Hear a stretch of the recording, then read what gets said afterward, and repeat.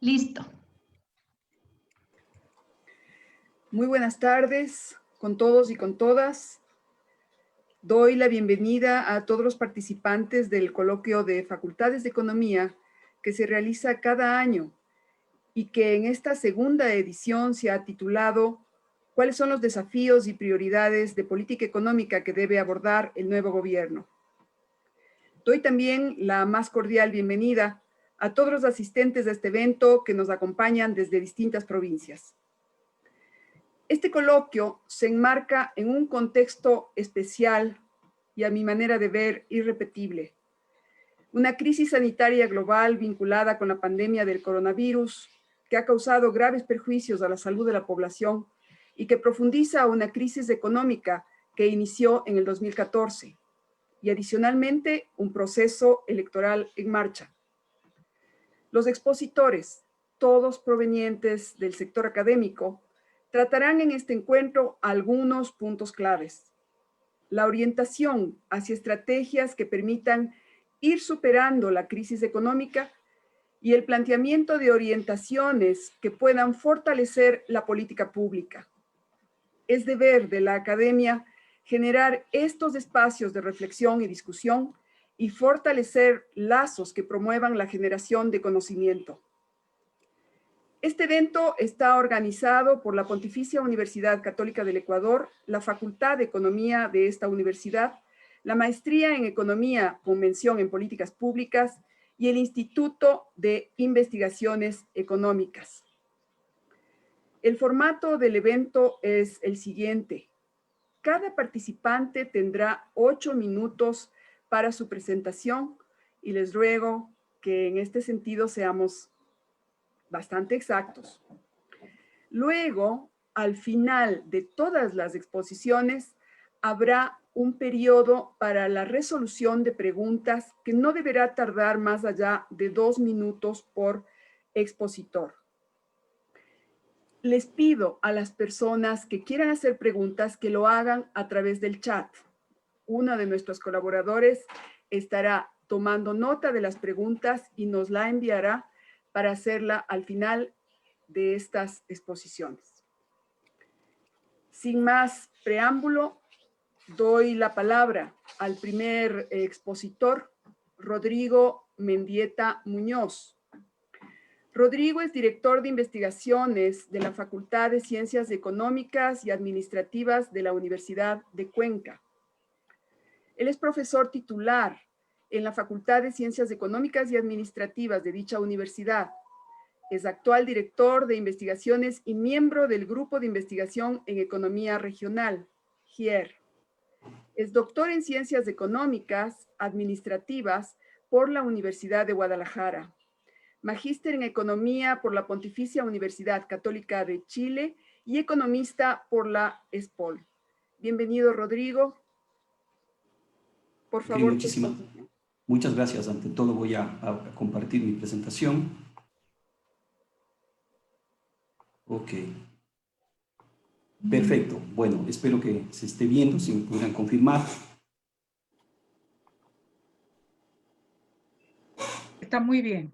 Perfecto, bien. Bueno, ante todo, muchísimas gracias a la Pontificia Universidad Católica del Ecuador por este evento. Un saludo cordial a todos quienes son parte de este panel. Un gusto de verlos y asimismo, pues, también un saludo a quienes nos ven y nos escuchan en este evento. Hacia otra estructura institucional para el desarrollo económico. Los problemas económicos en el Ecuador son tan complejos como fáciles de entender y de explicar. Esta facilidad, pues, entre otras cosas, radica en la recurrencia y el haber tenido que caer una y otra vez en los mismos errores de política económica. Un crecimiento económico inestable, una sobredependencia hacia la producción y el precio del petróleo, una oferta exportable no diversificada, los bajos niveles de competitividad y un mercado laboral peculiar se conjugan, ¿no es cierto?, con un marcado déficit fiscal del gobierno central, tema que seguramente más adelante en este coloquio será abordado con conocimiento de causa, resaltando justamente esta urgencia que tenemos de compensar los gastos con los ingresos. Asimismo, el tema del abultamiento de la deuda del país, de la deuda del gobierno, de la deuda pública, que ya para el cierre del año 2020 pues bordeó el 60% del Producto Interno Bruto y la deuda externa superó los 40.000 millones de dólares. Y otro tema que sin duda también será tocado más adelante en este coloquio, y es la necesidad de que el país tiene que precautelar la dolarización porque al menos ha generado confianza monetaria en el Ecuador. Sin embargo, estos problemas son solamente la punta del iceberg de los que realmente se dan, pues todos ellos han ido configurando una degeneración del empleo y el debilitamiento del tejido empresarial que al final del día se traduce en menos oportunidades, más pobreza y desigualdad. A todo lo cual llegó la pandemia e hizo que estos problemas o esta realidad flote más o salga más a flote, digamos así, y que solamente por citar algo en términos de pobreza, como nos dice la CEPAL, aquella pobreza medida por ingresos, para América Latina causará alrededor del 7,5% o puntos porcentuales adicionales, ahondando por lo tanto el problema. Sin embargo, si nos vamos más al fondo, es posible resaltar en el caso ecuatoriano un cúmulo de deformaciones institucionales que se caracterizan al menos por la presencia de grupos de poder, inestabilidad e incoherencia en las políticas y estrategias de desarrollo de largo alcance, carencia de capacidad para los consensos y el imperio del populismo, dejando como resultados instituciones tanto económicas como políticas que han ido reproduciendo una serie de incentivos que más bien sostienen esta realidad e impiden un cambio en materia de desarrollo económico en nuestro país. En efecto, esta realidad, entre otras tantas cosas, se puede ver en las marcadas disparidades subnacionales, tanto en términos económicos como sociales que se han dado. En términos simples, por ejemplo, podemos observar, como tienen ustedes en la presentación, una alta y sostenida concentración que tiene el valor agregado bruto nacional, que casi el 70% está en Quito, Guayaquil, Cuenca y el resto de capitales provinciales. Asimismo, usando otro tipo de indicadores quizás más elaborados, como es el caso de un indicador con variables que dan cuenta del potencial para ganar mayores niveles de competitividad local, como es el caso de los pesos de los sectores productivos clave y otras variables de índole social, se encuentra que el problema de las disparidades en el Ecuador es persistente, dada la hegemonía que tienen los polos de desarrollo mencionados. Observamos, ¿no es cierto?, que como se muestra en el mapa, como cantones con mayor potencial competitivo, es decir, aquellos que tienen un color azul más intenso, justamente corresponden a las capitales provinciales. Así las cosas, planteamos como urgente en nuestro país acoger una visión de desarrollo basada en el lugar, misma que fundamentada en el enfoque de desarrollo económico local, pueda marcar un cambio de desarrollo, un camino de desarrollo distinto para el Ecuador, conforme las capacidades territoriales locales, la posibilidad de acuerdos que pueden darse a nivel local y obviamente pues un planteamiento de visión de largo plazo posible. De hecho, hay muchas experiencias de este tipo que han estado presentes en algunos territorios del país y que han subsistido a pesar de los problemas y las deformaciones institucionales que nos han venido desde arriba. A nivel local, desde mi punto de vista y tras este planteamiento, sería más probable que al menos se cumpla con 3 condiciones para marcar una senda de desarrollo o una institucionalidad del desarrollo distinta. En primer lugar, la capacidad para los acuerdos y la colaboración entre actores claves locales del desarrollo, como es el caso de la academia, los gobiernos seccionales y la empresa privada. En segundo lugar, la posibilidad a nivel local de definir una estrategia de desarrollo de largo plazo, dado la capacidad de acuerdos comunes. Y finalmente, también a nivel local, la mayor posibilidad de colocar a la actividad económica como centro de la generación de empleo. Las formas institucionales pueden ser variadas, recayendo el accionar sobre las denominadas agencias de desarrollo local, que ya tienen o existen algunos ejemplos a nivel del mundo, comités consultivos o simplemente entidades autónomas de desarrollo que vayan conjugando el quehacer de los actores locales antes citados. No podemos esperar más del gobierno central, sino que incentive de alguna manera este tipo de institucionalidad para que sea desde lo local los actores del desarrollo, dado lo errático que ha sido la política económica, la planificación y obviamente también lo errático que ha sido el tema de la solución de los problemas de los cuales nos hemos referido al principio. Este sería el planteamiento y obviamente pues dejamos abierta la discusión y los diferentes temas que van a ser planteados a continuación. Muchas gracias. Espero haber estado bien con el tiempo. Muchísimas gracias, Rodrigo. Muy bien, muy exacto con el tiempo. De hecho, tenías un minuto más. Muchas gracias por esta exposición justamente sobre este tema de hacia otra estructura institucional para el desarrollo económico. Muy precisa tu exposición. Por favor, le pido entonces a Andrés Mideros, decano de la Facultad de Economía de la PUCE. Él abordará el tema de prioridades para el desarrollo socioeconómico, desafíos, tensiones y alternativas. Por favor, Andrés. Muchas gracias y un saludo cordial a todas y todos quienes nos acompañan aquí en Zoom y también en redes sociales.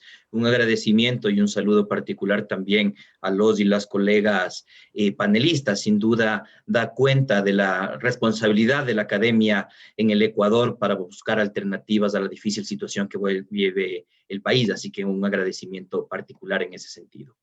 Y efectivamente quiero compartirles algunas ideas en cuanto a prioridades para el desarrollo socioeconómico. Y evidentemente al momento de pensar siquiera prioridades, vamos a encontrar desafíos, tensiones y ojalá alternativas, o sí, por lo menos algunas propuestas en ese sentido. Y quisiera, entre esos desafíos, entonces plantear cosas que tal vez sabemos. La salud en este momento, después o durante todavía una pandemia, es sin duda el principal objetivo desde la perspectiva de desarrollo a precautelar desde la política económica. Y quiero poner algunos datos para la discusión. Son 36.782 muertes en exceso las registradas al cierre del año 2020. Y está el bienestar, y en términos de bienestar, que debe ser la prioridad, unos indicadores que se han venido deteriorando por las condiciones sociales, económicas y sanitarias que hemos vivido a lo largo del último año. Se estima un crecimiento de 5 puntos porcentuales en la pobreza. Esos son 850,000 personas más, completando un total de cerca de 5.200.000 personas viviendo con menos de $2.65 al día en el país. La desnutrición crónica infantil en menores de 2 años en el orden del 27%. La ministra de Educación mencionó que el 70% de niños y niñas tenían problemas para conectarse al Internet. Y sabemos que en este momento la educación se sostiene desde la posibilidad de tener conectividad a medios digitales y telemáticos, ¿verdad? Hay cifras de un 65% de mujeres que han sido víctimas de violencia y otras que son aún más escandalosas. 1.816 nacidas de niñas menores de 14 años, directamente de violación a niñas. Esa es la realidad del país. Y el año 2020 cierra además con 77 femicidios. Y estas son prioridades de bienestar. Y a esas prioridades de bienestar tiene que responder la política económica. Porque finalmente la economía y sus procesos de producción, intercambio y consumo es la asignación de recursos para lograr unos objetivos. ¿Y de qué manera? Y evidentemente necesitamos reactivar esos procesos, la producción y el empleo. Los datos a septiembre que nos ha dado el INEC nos muestra que tenemos casi 700,000 personas que salieron de los mercados laborales, que fueron a la inactividad, entre comillas, porque eso quiere decir a trabajo no remunerado en los hogares, en donde se está concentrando la fuerza de trabajo. Que hay 115,000 desempleados más, que hay 80,000 subempleados más, y las últimas estimaciones del Banco Central que nos hablan de que la producción caerá en 9,5%. Y eso, para dimensionar, es 2 veces la crisis de 1999. Pero evidentemente tenemos unas restricciones propias de todo problema económico y particulares del caso ecuatoriano. Un déficit fiscal que se ha señalado cierra en cerca de 7,000 millones el año 2020 y un elemento estructural del sector externo, de una cuenta corriente que el último trimestre tiene un saldo positivo de 1.200 millones, pero eso es un saldo positivo no por las buenas razones, no porque estemos exportando más, sino porque las importaciones se contraen, dado que cae el consumo y dado que cae la producción, que tenemos además un aparato productivo que es dependiente de bienes de capital. Y eso es un elemento que tenemos que transformar, porque en cambio, cuando hay reactivación, lo que vemos es que los saldos de cuenta corriente se van negativos a menos que la exportación de petróleo sea superavitaria para compensar. y es un elemento estructural y un talón de Aquiles que tenemos más aún en dolarización. ¿Hacia dónde entonces las alternativas o la propuesta? Desde lo que hemos venido analizando dentro de investigaciones económicas, la mayor preocupación que encontramos es en la demanda interna, en el sector real de la economía, en la producción. Y estos son los datos de los tres primeros trimestres de 2020, de los que hay data ya oficial. Y vemos cómo se ha venido deteriorando la demanda interna en 2,5, en 13,5 y en 12,7% a nivel agregado. Y cada uno de sus componentes también. Y si hay algo que nos preocupa de manera particular es la caída de la inversión, porque esa es la capacidad productiva del país, pero también la del consumo, porque ese es el bienestar de los hogares en cambio. ¿Y hacia dónde buscar alternativas? A generar un círculo virtuoso en este sentido, de consumo, de inversión y de empleo que se van retroalimentando. ¿Pero desde dónde? Consumo está paralizado por la misma crisis económica, por una caída en los ingresos de los hogares. La inversión está paralizada porque no hay demanda y entonces la expectativa de ganancia está baja y no hay un incentivo privado. Y sí, lo que nos queda es justamente desde la política económica, en la perspectiva que hemos evaluado, activar el gasto. Activar el gasto público en términos de poder fomentar el empleo y reactivar el consumo, y que el consumo reactive los mercados y que eso reactive las ventas y las expectativas de ganancia, y entonces venga la inversión privada. Y no queremos decir para nada que estamos hablando de una dependencia de la participación del Estado en la economía, pero sí una responsabilidad de la política económica en un momento de pandemia y de recesión. Sin duda, con consistencia. Hay que cuidar y dar sostenibilidad al déficit fiscal y al endeudamiento. Hay que cuidar el sector externo y el sector monetario, que otros colegas van a profundizar en eso a lo largo del foro, pero tomar en cuenta que es importantísimo crecer aún para que el endeudamiento sea sostenible. 5 años nos tomaría recuperar el nivel de producción del año 2019 si crecemos al 2%, 10 años si es que es al 1%. Entonces tenemos que crecer, no solo para poder dar sostenibilidad y consistencia macroeconómica, sino además para precautelar bienestar. ¿Y en dónde? Esto es la estructura del empleo, los cambios que hemos proyectado. Yo he puesto en rojo algunos elementos de oportunidad y de prioridad. Es una economía altamente informal y no vamos a formalizarla en medio de una crisis. Tenemos que reactivar las actividades económicas independientemente. Y lo que podemos ver en los 4 que están en rojo es que cerca del 60% del empleo ya proyectado a cierre del 2020 está en la agricultura y en el comercio informal y en el total de la industria y de los servicios, que incluye servicios domiciliarios, servicios domésticos, quiero decir, pero también servicios de la administración. Y es en donde tenemos que poder potenciar justamente esa reactivación del empleo, porque es en donde se tiene empleo. Y para cerrar en manera de conclusiones, entonces unas prioridades quizás de política económica, liquidez para reactivar la economía, ahí está el meollo del asunto, y eso quiere decir impulso fiscal y crédito. Para el impulso fiscal hemos costeado alrededor de medio punto del PIB para el sistema de salud, para traer vacunas, para tener la capacidad de prevención y de atención. Para la reactivación alrededor de 2,5 puntos del PIB, para mitigar pobreza, para cuidar capacidades, que quiere decir salud y educación, para recuperar el empleo, apoyando al sector productivo, evidentemente, que no pueda pagar la nómina a través de subsidios u otro tipo de financiamiento, y para impulsar el consumo. Y el crédito pasa por un tema de reducción de tasas de interés que hay que revisar. Pero siendo responsables, esto tiene que ser con consistencia, y eso quiere decir con sostenibilidad fiscal basada en prioridades. Sí, hay que evaluar y reducir gasto tributario. El Ministerio de Economía y Finanzas lo calcula en alrededor de 6 puntos porcentuales del PIB, es decir, alrededor de 5.900 millones sería para el año 2020, y también controlar la evasión y elusión fiscal, que se calcula en cerca de 4 puntos del PIB, de acuerdo a la CEPAL. Esos son alrededor de 9.500 millones de dólares que debemos evaluar y que tenemos que mejorar en términos de eficiencia. Mi estimado Andrés, pensando en un minuto. Sí, estaba terminando. En términos de cambio estructural, la transformación tecnológica, que eso quiere decir potenciar nuevos sectores y generar mayor valor agregado. Y hay algunos sectores que son de oportunidad, sectores de economía circular o bioeconomía, que tienen que ver con los servicios domiciliarios, en donde la crisis ha pegado menos, que tiene que ver también con temas del sector salud y de servicios de salud, y también servicios domiciliarios, que es donde la crisis ha pegado mucho menos. Y finalmente, en términos estructurales, también cambiar ese perfil de exportaciones e importaciones, que tenemos que exportar más, sin duda, pero tenemos que cuidar el ciclo que tiene la balanza comercial con el ciclo económico, que se ajusta justamente en estas dependencias de productos de exportación de bajo valor agregado, de una industria dependiente de bienes de capital y de la balanza petrolera y no petrolera. Y tenemos que cambiar ese perfil de exportaciones e importaciones para poder darle consistencia. Muchísimas gracias. Gracias, Andrés. Entonces, quiero dar la palabra a Francisco Suet Morales.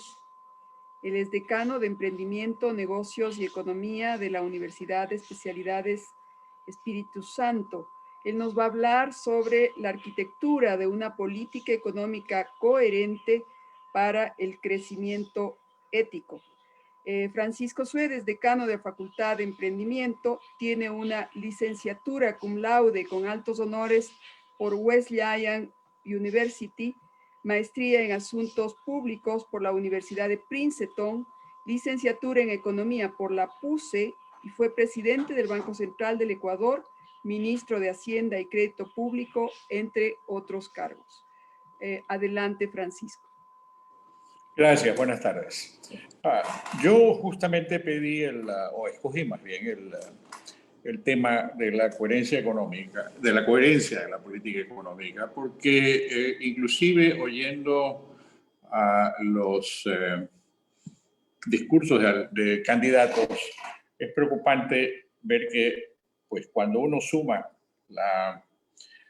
el cúmulo de ofertas que se están haciendo, literalmente se necesitaría otro presupuesto general del Estado, cuando este de aquí está enteramente desfinanciado. Entonces, ¿cómo se llena esa brecha? Es algo importantísimo. Y cómo se sostiene o cómo se logra este objetivo del crecimiento económico, que es un crecimiento económico ético, que es lo que propongo, con una distribución adecuada, que la gente no se quede atrás y que el Estado pueda, de alguna manera, suplir una serie de funciones que son de su competencia y básicamente delegar el resto al sector productivo. Se me ocurre de inmediato que hay elementos donde se destacan estos temas de la coherencia. Entre ellos, el activismo fiscal. Si es que el activismo fiscal produce desequilibrios cuando va más allá de lo que puede ser, ¿ocurre esto solamente cuando hay una moneda extranjera, como es el dólar, o también ocurre cuando existe moneda propia? ¿Se observa o no se observa una regla de emisión, tanto en dólares como en sucres en su momento fue? La calidad del gasto y lo que esto significa para los efectos de analizar individualmente o individualizar los programas de inversión de los gobiernos, el régimen impositivo, cómo se alimenta el gobierno, cuál es la estructura tributaria, la creación de dinero, cómo se crea el dinero. No se lo saca de la manga, no se lo saca de alguna cuenta que supuestamente existe por ahí y ciertamente no se lo saca del Banco Central porque tiene consecuencias. La generación de empleo, de dónde se origina, cómo se crea el empleo productivo y el tema de precios relativos que considero que es absolutamente crítico en el análisis de la consistencia y de la coherencia en la política económica. Son temas, algunos de ellos un poco más abstractos, como el de los precios relativos, otros absolutamente concretos, como el tema del régimen tributario, por ejemplo, o el régimen laboral. Pero todos, repito, todos tienen consecuencias. En todo caso, quiero reflexionar sobre el hecho que en dolarización el manejo fiscal es crítico.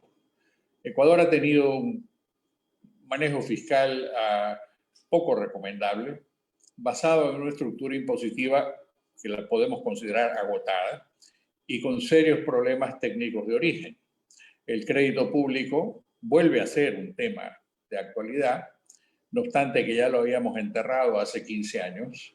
El Estado tiene taras fiscales pesadas como las empresas públicas y el subsidio a los combustibles que ha consumido la mitad de todos los precios de todos los ingresos del petróleo. Y para ello, para de alguna manera contener todas estas fuerzas contradictorias, fuerzas centrípetas, ha recurrido a un control excesivo sobre la actividad económica y la asunción de una serie de responsabilidades que no puede cumplir.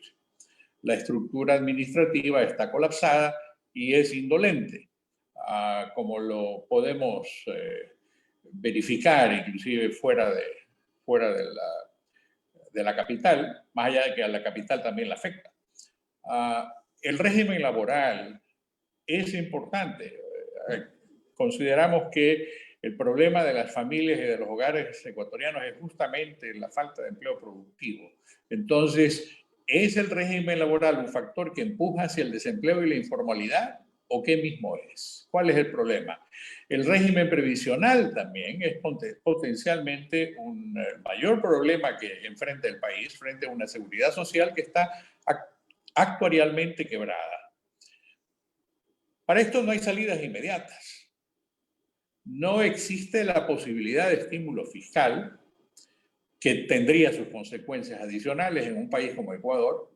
Y además de eso, la profundidad de la crisis dependerá de la continuación de la pandemia y de la evolución del precio del petróleo, cuyo efecto es mayor sobre la economía que sobre el mismo presupuesto general del Estado.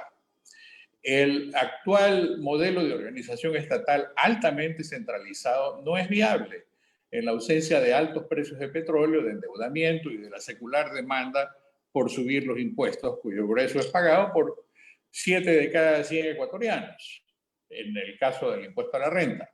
Sin embargo, de ello, la discusión sobre la reforma del mismo, de la seguridad social, no figura en las pantallas de la discusión política.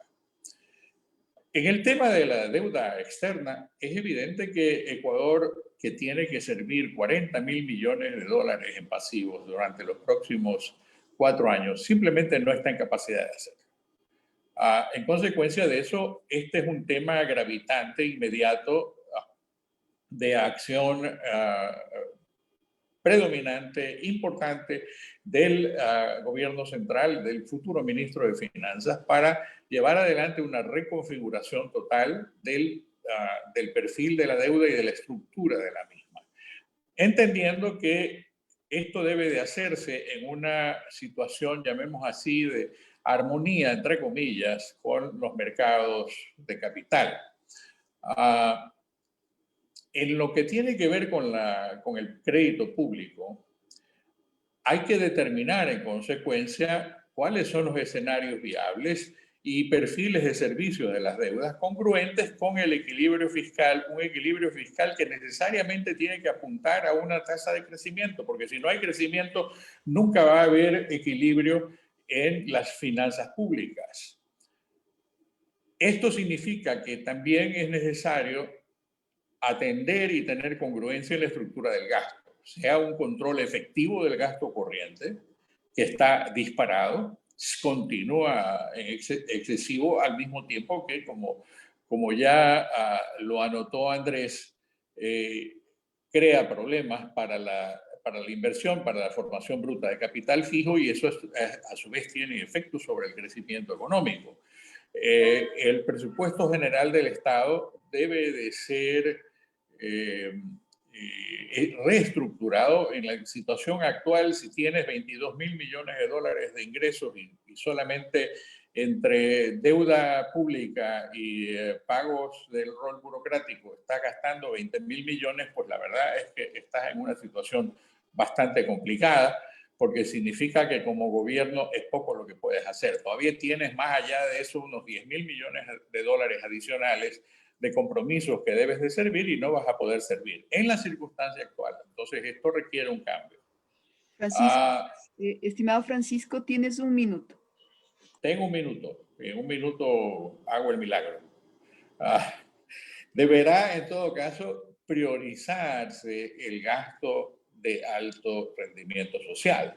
Eso lo que significa es justamente tener nuevamente, y como ya también lo ha mencionado Andrés, un sentido muy claro de cuáles son las prioridades, qué es lo que debe de atender el Estado prioritariamente y qué es lo que debe quedar para el resto. Significa también que es necesario en esta reconfiguración del Estado atender el tema de las empresas públicas. ¿De qué manera puede haber una desinversión o una coinversión en los activos del Estado, de suerte tal que estos sean más productivos, de suerte tal que estos involucren más participación de los ecuatorianos y de suerte tal que estos lleguen a ser verdaderas empresas públicas? La desregulación y la seguridad jurídica son absolutamente necesarios dentro de todo esto. Necesitamos una situación mucho más fluida en la economía. No puede ser que Ecuador siempre califique como uno de los países más difíciles para hacer negocios, uno de los países donde el régimen laboral es absolutamente rígido y conspira contra el empleo, y un país donde el régimen provisional, como ya lo he indicado, lamentablemente está quebrado, y ese régimen previsional constituye justamente la columna vertebral del ahorro público acumulado, que a su vez alimenta la inversión, que a su vez alimenta el empleo futuro que se debe de crear. Entonces, estos son temas de capital importancia que esperamos que pasen a ser parte de la discusión nacional en los próximos días. Gracias, ¿no? Muchas gracias, Francisco. Entonces, por favor, escuchemos a Daisy Karina García. Ella es directora de la carrera de Economía de la Universidad Técnica Particular de Loja. El tema que ella abordará se denomina Economía Circular, transformando el proceso de desarrollo. Daisy es doctora en Estadística e Investigación Operativa por la Universidad de Sevilla, es máster en Evaluación, Gestión y Dirección de Calidad Educativa por la Universidad de Sevilla y es economista por la Universidad Técnica Particular de Loja. Actualmente se desempeña como directora de la carrera, como lo mencioné anteriormente. Por favor, Daisy. Bueno, buenas tardes a todos los oyentes y también al panel que comparte conmigo este coloquio. Primeramente, reciban un saludo cordial de parte de la carrera y Departamento de Economía de la Universidad Técnica Particular de Loja. Es muy importante que también la academia, sobre todo estando tan cerca de las votaciones, analice estos temas para que la gente, el pueblo, esté claro de cuáles son los desafíos y políticas que necesita ahora mismo nuestro país. Ya algunos de nuestros colegas lo han mencionado, nosotros hemos iniciado este año con una severa recesión en la economía y también conocemos que esta se ha visto agravada por la presencia de esta crisis sanitaria originada por el COVID-19, que empeoró esta situación. Además, tenemos problemas fiscales, que también ya los han mencionado. En cuestión de deuda, el nuevo gobierno, bueno, ya desde este año, desde el 2021 al 2025, se tiene que cubrir una deuda de aproximadamente 40.000 millones de dólares por concepto de capital e intereses. Además, terminamos el año con unos indicadores de desempleo del 6.6% y de una pobreza por ingreso del 25% de acuerdo al INEC. En cuanto al PIB, se prevé, o digamos que es un poco nada más alentador, depende también de cómo vayamos con la vacuna y cómo evolucione lo de la crisis.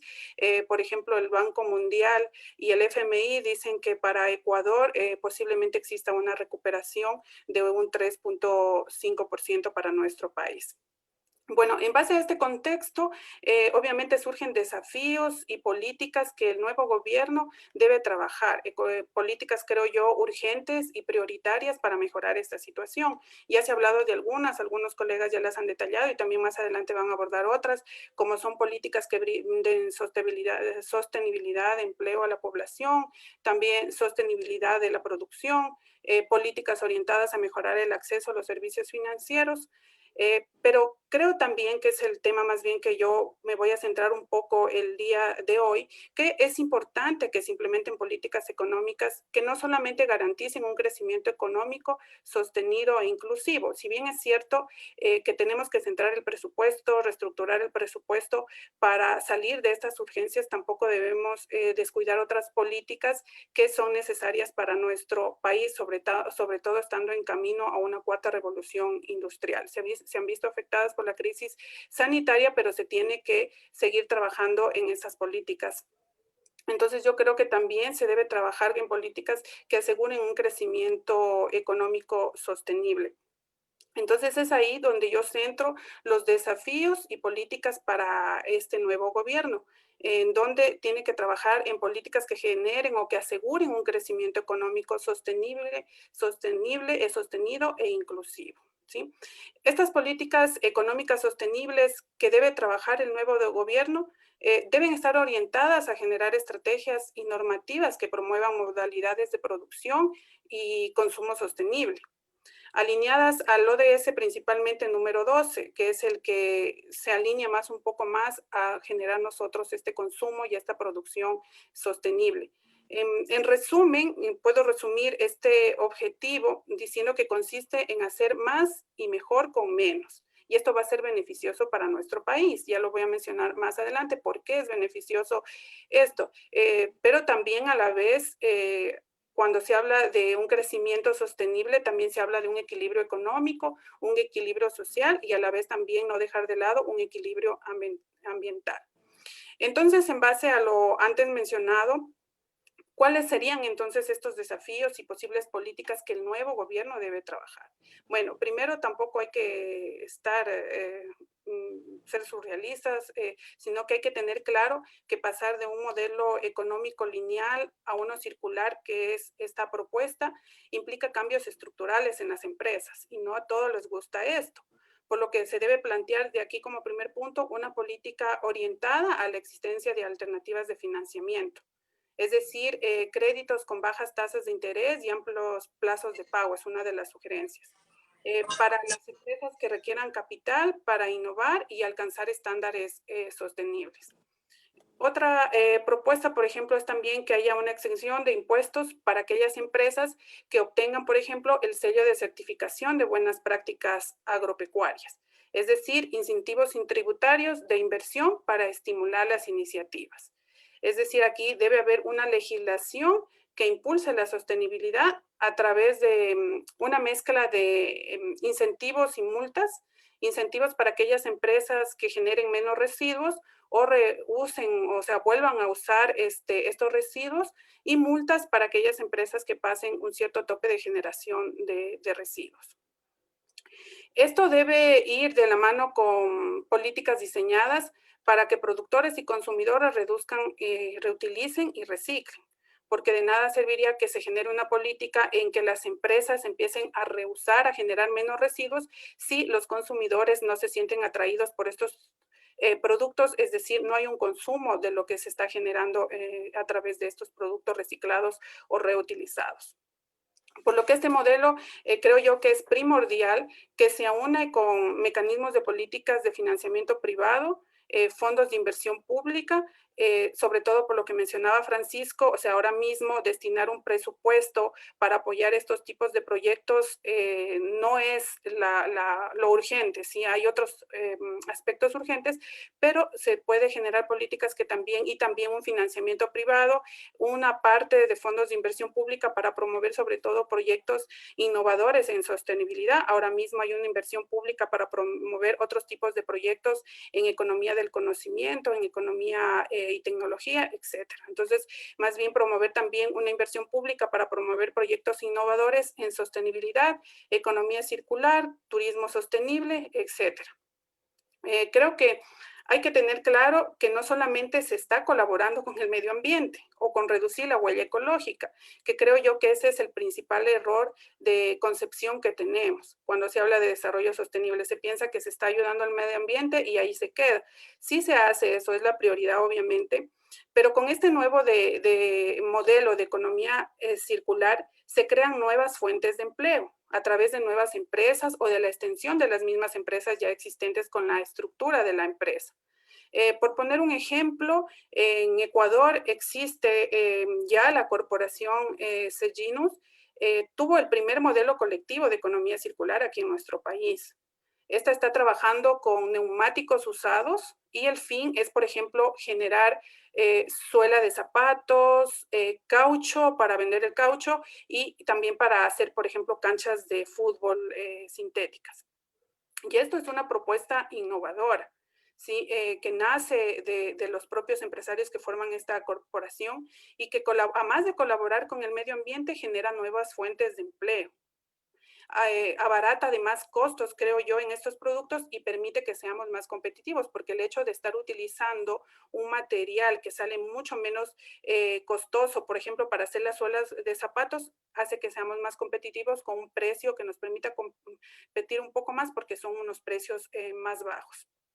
Estas propuestas que he mencionado de políticas no las puede, creo yo, trabajar solamente el gobierno solo, más aún cuando sabemos que existen otras prioridades urgentes, porque creo yo que esta prioridad de producción sostenible, inclusiva y sostenida es también una prioridad, pero no es urgente, ¿sí? Entonces creo que ahora mismo el gobierno no la puede trabajar solo, creo que la debe trabajar de manera cooperativa y coordinada con el sector privado y con el sector académico, y además se debe trabajar entre ministerios, porque debe intervenir, por ejemplo, el Ministerio de Turismo, el Ministerio del Medio Ambiente, etcétera.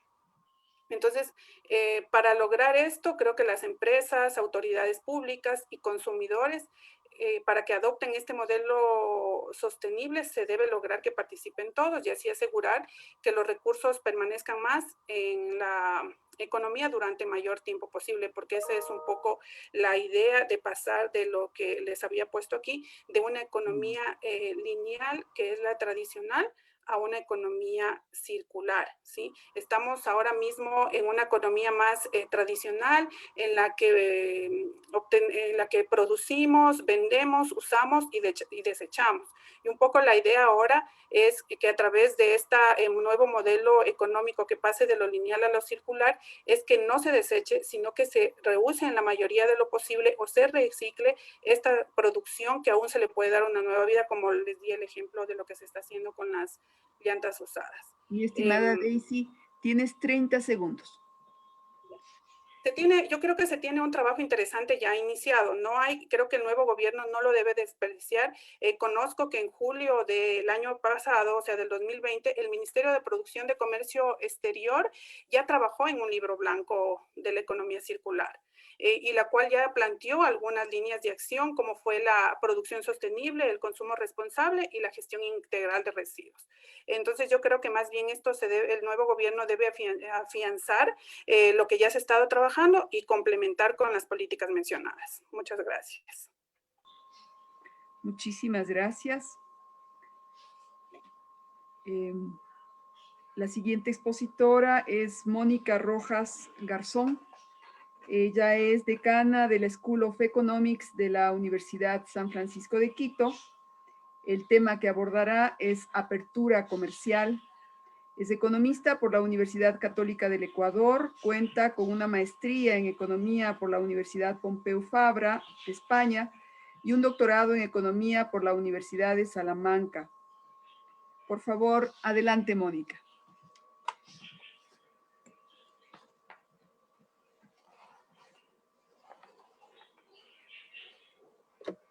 Mónica. Muchas gracias. Bueno, primero, muchísimas gracias a la Universidad Católica. Qué gusto poder compartir con varios colegas este espacio, un espacio muy importante, como habían mencionado antes, como lo había mencionado Daisy, en un momento muy crítico y una coyuntura muy compleja, la que afronta y la que tendrá que recibir el siguiente gobierno. Así que creo que son muchos los desafíos, algunos de los ya planteados, otros que posiblemente no se puedan abordar en este espacio, pero que todavía quedan y que son varios desafíos que están ahí. Yo quería abordar uno que me parece que es muy importante y complementario a muchos de los temas que se habían mencionado. Andrés mencionó mucho el tema sobre producción, sobre empleo, la crisis de desempleo, los temas fiscales.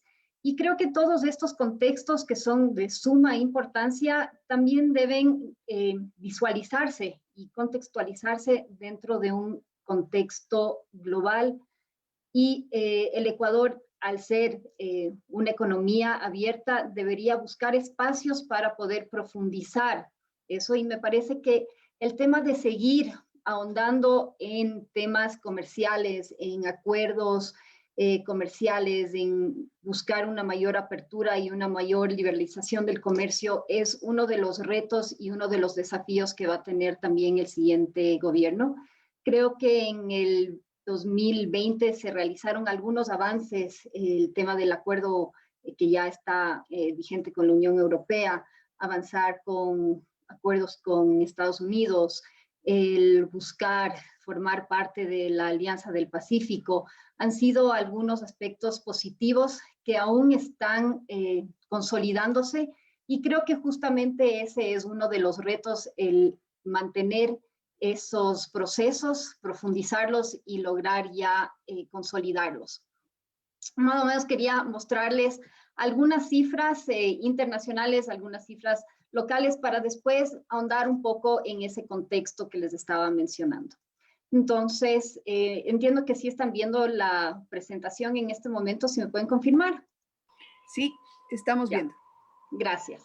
Bueno, entonces, aquí podemos ver cómo está el comercio internacional a nivel mundial, y como vemos, ya a partir de la segunda mitad del siglo pasado, vemos un importante crecimiento en la evolución del comercio internacional. Y cuando estamos hablando de comercio, no tiene el país. Y como les había mencionado, en los temas arancelarios, tenemos aquí algunas cifras hasta el 2018-2019 del Banco Mundial, de cuáles eran los promedios de las tasas arancelarias. Y como vemos, Ecuador mantiene unas tasas muy elevadas. Comparado, había puesto a propósito a México, Colombia, Perú y Chile, que son los países cercanos, pero también son los países con los cuales estaríamos interesados y que también se han avanzado en algunos pasos para formar parte de la Alianza del Pacífico. Entonces, creo que el Ecuador todavía tiene pendiente el revisar su estructura arancelaria. Como les digo, ese tema de la estructura arancelaria no es solamente para el tema de bienes finales, sino que también es un tema para la producción y para los insumos. Entonces, esa parte es muy importante, el poder incorporarles ahí. Como ya ir terminando y concluyendo, para no pasarme en el tiempo, sí quería recalcar que el comercio a veces se le ve como un aspecto negativo, porque efectivamente no todas las empresas van a poder ampliarse y poder exportar, pero en términos generales el comercio lo que busca es mejorar la eficiencia en la producción, aumentar la competitividad, tener acceso a mejores y a mayores mercados, y eso también va a generar diversificar los riesgos. Permite una expansión económica, una mayor profundización, da lugar a innovación, a nuevas inversiones, genera empleo. Y uno de los aspectos que se habían mencionado también apoya y podría apoyar en los procesos de fortalecimiento de la estructura monetaria que tenemos, que es la dolarización. Entonces, creo que hay esos aspectos que hay que considerar cuando estamos analizando al comercio internacional y a la apertura comercial. Entonces, esos son los temas que me parece que son algunos de los desafíos importantes que tiene. Muchísimas gracias. Muchísimas gracias, Mónica. Por favor, entonces, damos la palabra a José Gabriel Castillo.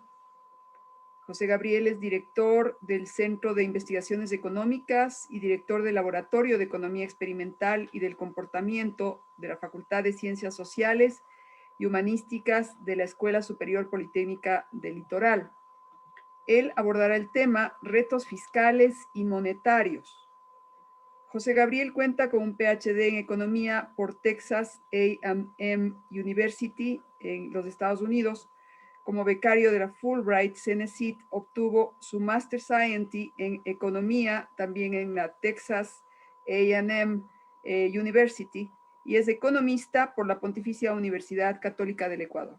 Adelante, José Gabriel. Bien, muchas gracias, Grace. Muchas gracias a la Universidad Católica y a su Facultad de Economía por esta invitación. Creo que es un maravilloso espacio para discutir algunos temas que son relevantes en un tiempo, en unas cápsulas muy específicas. Así que voy a compartir mis slides y asimismo les pido me confirmen si los pueden ver. Sí, ok. Perfecto. Entonces, bueno, el título originalmente decía retos fiscales y monetarios, pero creo que nos vamos a concentrar exclusivamente en la parte monetaria. Creo que la parte fiscal la han abordado de alguna forma también ya los colegas, y además creo que es un espacio que probablemente merece en sí mismo un tratamiento muy particular. Lo mismo pasa con el tema monetario. Así que voy a aprovechar, ojalá, en dejar un par de ideas para nuestro auditorio respecto de cuáles son estos desafíos que tenemos y por qué son tan importantes para la dolarización. Un primer elemento que quiero que reconozcamos, ¿no es cierto?, es que no venimos sufriendo una crisis económica únicamente a raíz de la pandemia. Estos son los datos de la tasa de variación, ¿no es cierto?, por la oferta y la demanda local, ¿no es cierto?, del PIB desde septiembre del 2019. Y ustedes ven que la contracción de la inversión, ¿no es cierto?, y del gasto público venía ya realizándose desde el año 2019 en un proceso de consolidación fiscal, que fue como se lo denominó, y cuyas consecuencias en el largo plazo son importantes de medir, porque al final del día la inversión pública es probablemente la variable que más se relaciona con el crecimiento del PIB real. Pero ustedes ven también muchos azules en estas diapositivas. Esta es la situación en diciembre. A partir de la crisis, ¿no es cierto?, de octubre, la economía empieza a enfriarse y empieza un deterioro sistemático de las condiciones tanto por el lado de la oferta como por el lado de la demanda. Pero a diciembre las tasas de variación fueron de 1.4 anual y 1.39 trimestral. Esta es la fotografía en marzo.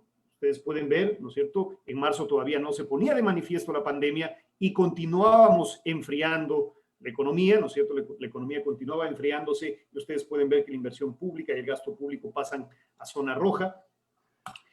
Y esta es la fotografía de la pandemia, ¿no es cierto? La pandemia se pone de manifiesto y entramos en una zona de un semáforo rojo generalizado, ¿sí? Pero vemos por aquí algunos azules, ¿no es cierto?, particularmente en el sector de acuicultura y pesca, que van a ser sectores justamente que en pandemia van a sostener parte de la balanza comercial.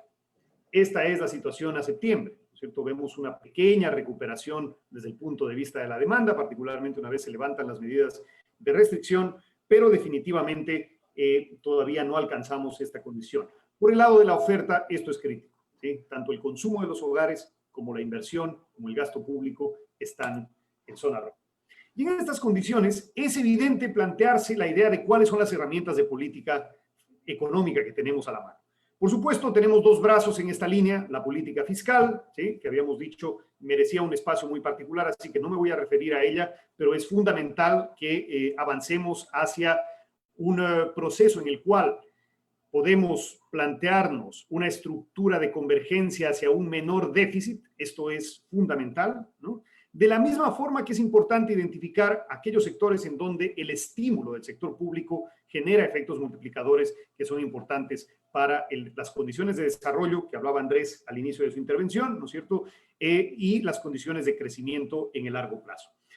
La otra herramienta es la política monetaria. Y la pregunta es, bueno, ¿qué hacemos en política monetaria en dolarización? Sabemos bien que en dolarización nos hemos cortado el brazo de la emisión monetaria, que es una de las herramientas que en pandemia fue generalizadamente utilizada en las economías en el mundo, ¿no es cierto? Tanto nuestros vecinos como la Reserva Federal en Estados Unidos, el Banco Central Europeo, todos los bancos centrales del mundo que tenían algún espacio, ¿no es cierto?, aprovecharon este espacio de emisión precisamente para estimular la economía. Nosotros no tenemos esta herramienta. Y la pregunta es, ¿qué nos queda en esta estructura? Bueno, un primer elemento que está en discusión y que ha sido levantado en estos días, ¿no es cierto?, como parte de la discusión pública, es el tema de las tasas máximas de interés.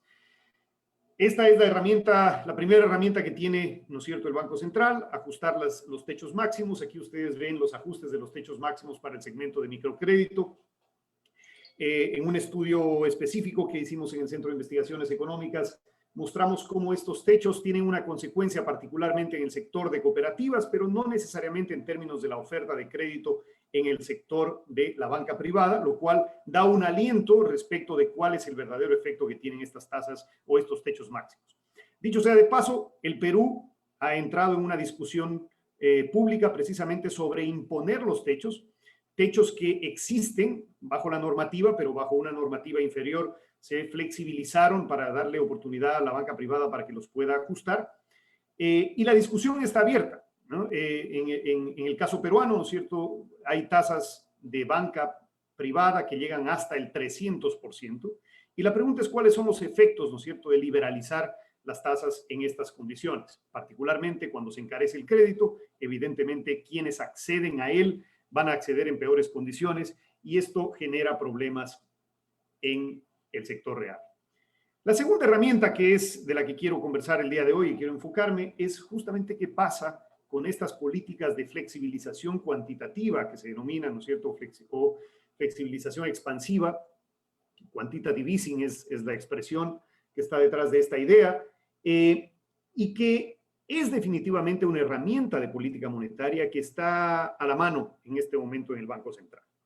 Y la pregunta no es si este tipo de políticas deben existir o no. El problema es realmente el abuso de estas herramientas dentro de la estructura. Porque en condiciones como las de pandemia, haber contado con esta herramienta, de hecho, funcionó en un caso específico, ¿no es cierto?, permite evidentemente tener una respuesta emergente que evite que las condiciones de declive sean mayores. Ustedes tienen un gráfico en pantalla en este momento y pueden observar estos movimientos. En la línea amarilla, ustedes pueden ver el nivel de crédito que se mantiene en el balance del Banco Central respecto del sector público.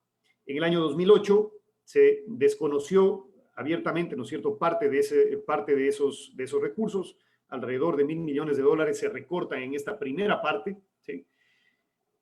Luego tienen ustedes un incremento del crédito a partir de la implementación en el mes de septiembre del 2014 del Código Orgánico Monetario y Financiero, en donde se permite el crédito al sector público.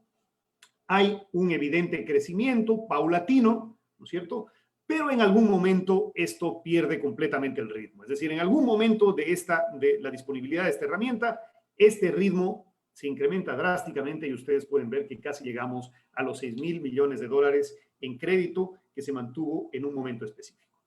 Y luego tienen movimientos de gestión de esta herramienta que son debatibles. Uno de ellos, la dación en pago de las acciones, que redujo la deuda en más de $2.000 millones en acciones que no eran valoradas necesariamente a nivel de mercado, que reduce la deuda que tiene el sector público, pero que deja el balance del Banco Central en peores condiciones. Y luego tenemos un movimiento posterior en donde el Banco Central asume parte de la deuda en bonos, o mejor dicho, permite el pago de los bonos para sostener los pagos que estaban pendientes durante la pandemia. José Gabriel, tienes un minuto. En ese minuto, en esas condiciones, ¿cuál es el problema de esto? Bueno, generamos un descalce sistemático de la estructura monetaria. 6.666,9 es el número es el nivel de descalce que tenemos respecto de los pasivos exigibles. ¿Cómo se ve esto realmente en términos de cuáles son los más sensibles? Tienen ustedes en pantalla. La pendiente más grave fue en el mes de marzo, ¿no es cierto?, en donde apenas con las reservas internacionales podíamos cubrir alrededor del 43% de las reservas bancarias y 23.1% del total de pasivos exigibles del Banco Central. Y en estas condiciones, con esto concluyo, creo que es un mensaje importante y un desafío de política en este momento hablar de cuál es el rol que tiene el Banco Central y su estructura. Un primer elemento que quiero destacar es la necesidad de disponer de estas herramientas. no eliminarlas, porque son necesarias emergentemente, ¿sí?, en condiciones de pandemia. Pero el segundo problema que tenemos que resolver es la endogamia de la política monetaria, ¿sí? Esto es un riesgo para el sistema monetario, endogamia en el sentido de la intervención que tiene el Ejecutivo, el sector público, en las decisiones que toma el ente rector. La confianza y las expectativas de los agentes locales e internacionales se construyen normalmente sobre indicadores específicos, sobre indicadores ciertos de gestión, ¿sí?, que envían señales a los mercados, ¿sí?, el déficit fiscal, la balanza de pagos, las reservas, y no es posible sostener esto solamente con un buen discurso que dé tranquilidad.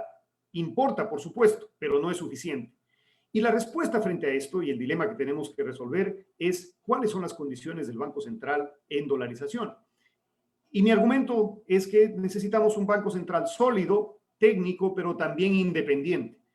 ¿Independiente de quién? Independiente del ciclo político que genera el gobierno central y que normalmente aprovecha esta herramienta para exacerbarlo cuando no se requiere. Independiente también de la injerencia del sector financiero privado, que tiene también incentivos para exacerbar ese ciclo, ¿sí? Se necesita definir ciertos parámetros de política. Bancos centrales que tienen emisión monetaria se concentran normalmente en targets de inflación.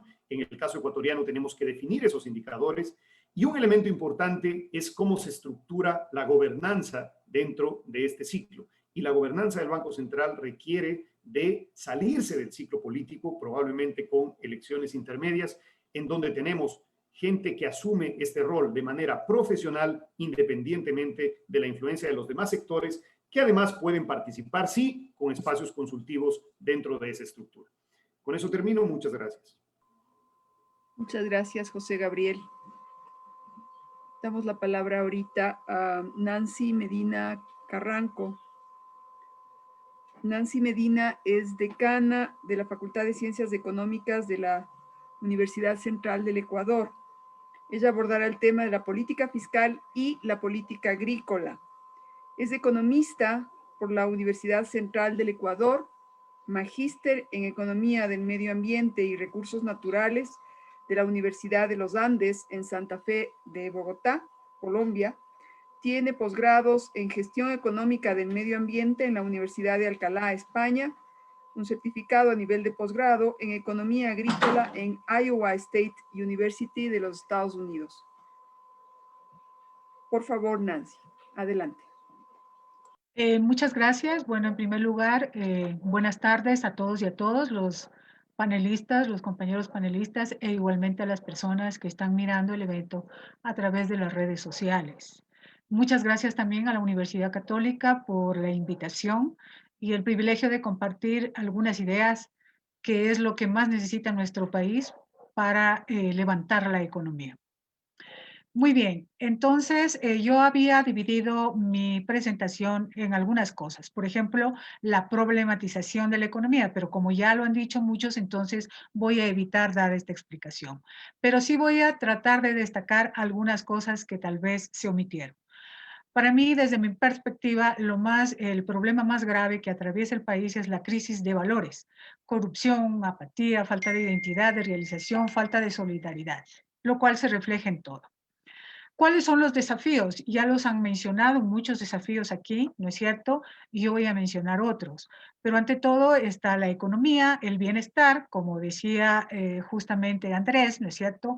Con respecto a la salud, la educación, la seguridad social, la no violencia de género, la soberanía y seguridad alimentaria, la soberanía en todas sus formas, el problema de la sostenibilidad que habló también Daisy, y digamos cambiar este enfoque patriarcal. Y también de lo que ya habían hablado, de la baja conectividad que existe en el Ecuador y que obviamente tiene incidencia directa dentro de lo que es educación, porque prácticamente ahora con el teletrabajo y las clases virtuales, pues esto se ha convertido en un bien de primera necesidad, el Internet. Además, podríamos citar como desafío las asimetrías significativas que existen entre campo y ciudad. Aquí se dan algunas de estas diferencias, ¿no? El empleo adecuado, ¿no es cierto?, que es de la mitad en el sector rural frente al urbano, 9.5% y 16.7%. La pobreza multidimensional, que digamos en el sector urbano o a nivel nacional, afecta a 4 personas de cada 10, perdón, mientras que en el sector rural afecta a 7 personas de cada 100. Y así podríamos citar varias asimetrías. La anterior mismo vimos una asimetría entre el sector rural y urbano en términos también de conectividad. Pero para mí lo más importante es, digamos, como desafío, lograr una sociedad que base su gestión, ¿no es cierto?, en todos los campos, en valores y principios.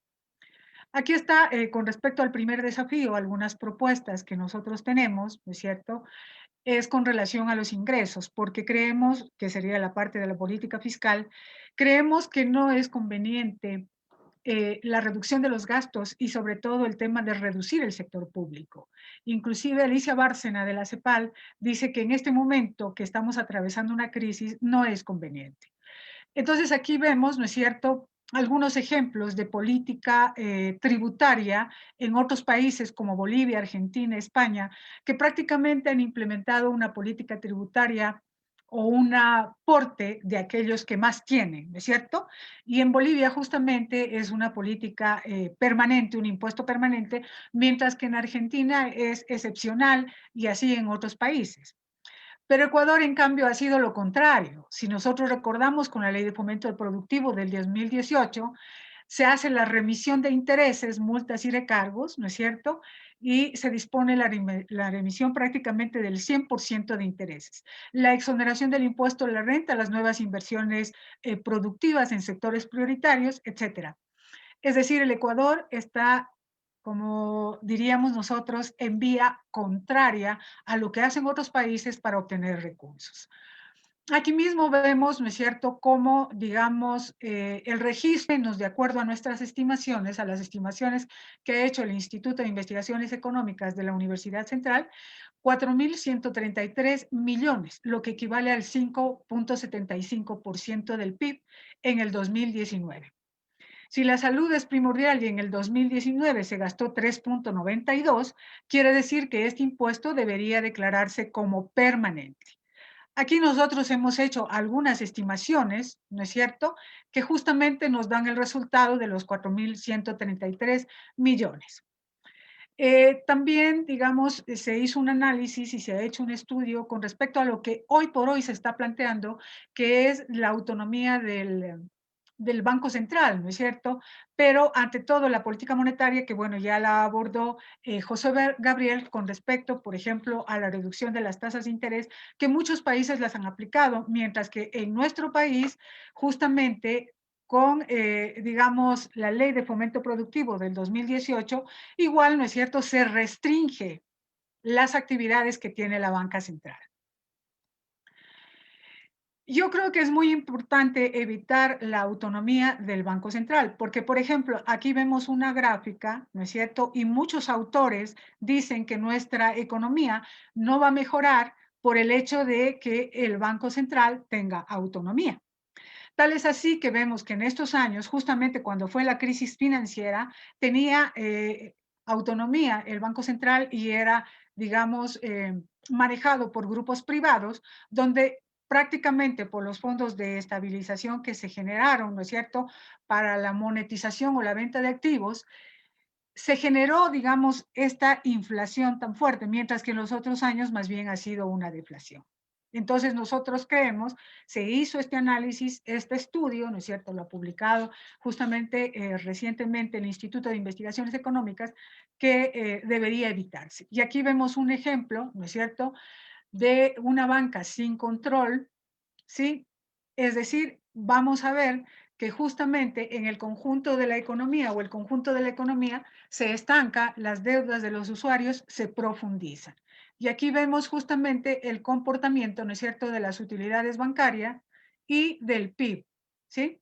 Entonces, tengo algunos ejemplos aquí y también de la salida de divisas. Entonces, con la autonomía nosotros creemos que no se va a lograr nada y más bien, ¿no es cierto?, se va a agravar, digamos, la crisis del Ecuador porque se dan muchas facilidades en estos sentidos y obviamente ya hemos nosotros escuchado hablar de que se va a eliminar, por ejemplo, el impuesto a la salida de divisas. En cuanto a la política agrícola, ¿no es cierto?, que es un poco mi fuerte, también es muy importante poner atención como desafío a los problemas estructurales que tiene el sector agropecuario. Por ejemplo, ¿no es cierto?, el acceso a los medios de producción esenciales, que son agua, tierra, etcétera, etcétera, a los que potencializan la actividad como la investigación y el desarrollo, el acceso al mercado, la gobernanza del territorio rural, y los problemas vinculados, que son la pobreza y el ingreso. Debemos de considerar para diseñar esta política la marcada heterogeneidad que tiene el sector agrícola con productores grandes, pequeños y medianos, ¿no es cierto?, y también el conflicto que existe en el uso de la tierra, sobre todo en el caso de la aptitud y el uso actual de las zonas. Aprovechar el potencial agroproductivo existente en el país, pero con justicia social, con equidad, enfrentar los nuevos dilemas del sector agropecuario, porque hoy por hoy el sector agropecuario tiene y el sector rural una multifuncionalidad. Además, también debemos de preocuparnos por el problema, digamos, ambiental. Los retos de la agricultura frente a la balanza alimentaria también son muy importantes y aquí nosotros vemos que está relacionado directamente con la crisis actual porque debemos tratar de seguir manteniendo, si no la soberanía, por lo menos la seguridad alimentaria, porque nosotros vemos que han sido los pequeños productores los que han mantenido esta soberanía o esta seguridad alimentaria en el país en tiempos de pandemia, pero realmente no se hace nada, digamos, por este tema. Y en el contexto internacional que había abordado este tema, justamente Mónica, ¿no es cierto?, con respecto a las potencialidades también que tiene el sector agrícola. Aquí podemos ver Mi estimada Nancy, tienes un minuto. Ya, algunos indicadores de la distribución de la tierra y vemos, ¿no es cierto?, que en términos de UPAs, ¿no es cierto?, que está aquí, cuál es el área que tienen. Y obviamente el área está, digamos, concentrada en aquellos que tienen entre 20 y 100 hectáreas y más de 100 hectáreas. También vemos los niveles de escolaridad por sectores económicos, ¿no es cierto?, donde está el sector primario extractivo, la manufactura y los servicios. Y también el PIB, el gasto agropecuario, que digamos es muy bajo con relación a todas las potencialidades que tiene este sector. La política agrícola, entonces, yo considero que debe ser diferenciada para grandes productores, medianos y pequeños productores, y yo me voy a referir más a digamos, a los pequeños y medianos productores, ¿no es cierto?, que es, digamos, donde no ha existido esta política justamente, que debe empezar organizando a los productores. De la maestría de Economía, Convención en Políticas Públicas. Gracias, Nancy, por tu intervención. Ahora pasamos a nuestra última exposición, que es de Vilma Guerrero. Ella es docente e investigadora de la carrera de Economía de la Universidad Técnica del Norte. Es economista de la Universidad Central del Ecuador, tiene una maestría en gestión social, es doctorante de la Universidad Santiago de Compostela y tiene experiencia de varios años en la docencia universitaria.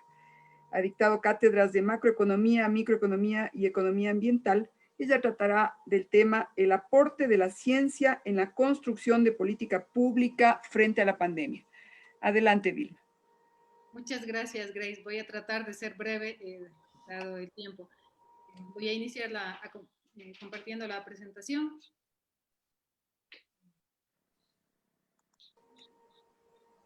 Pon tu presentación. Sí, un segundo.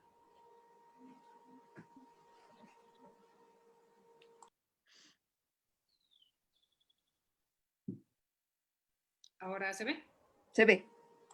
Muy bien, muchas gracias. Bueno, yo quisiera iniciar mi presentación haciéndonos una pregunta retórica. Estamos ahora discutiendo mucho el tema de la pandemia, pero quisiera saber, cuando decimos que estamos en la nueva normalidad y todo, nos hemos puesto a pensar a qué normalidad nosotros quisiéramos regresar. En este caso, veamos las cifras macroeconómicas de cómo estábamos antes de la pandemia. En realidad, estos datos son del 2019 y ya lo han expuesto otros panelistas, pero sí sería bueno simplemente dar una rápida mirada a las cifras macroeconómicas para ver que en realidad nuestra situación no era la mejor precisamente.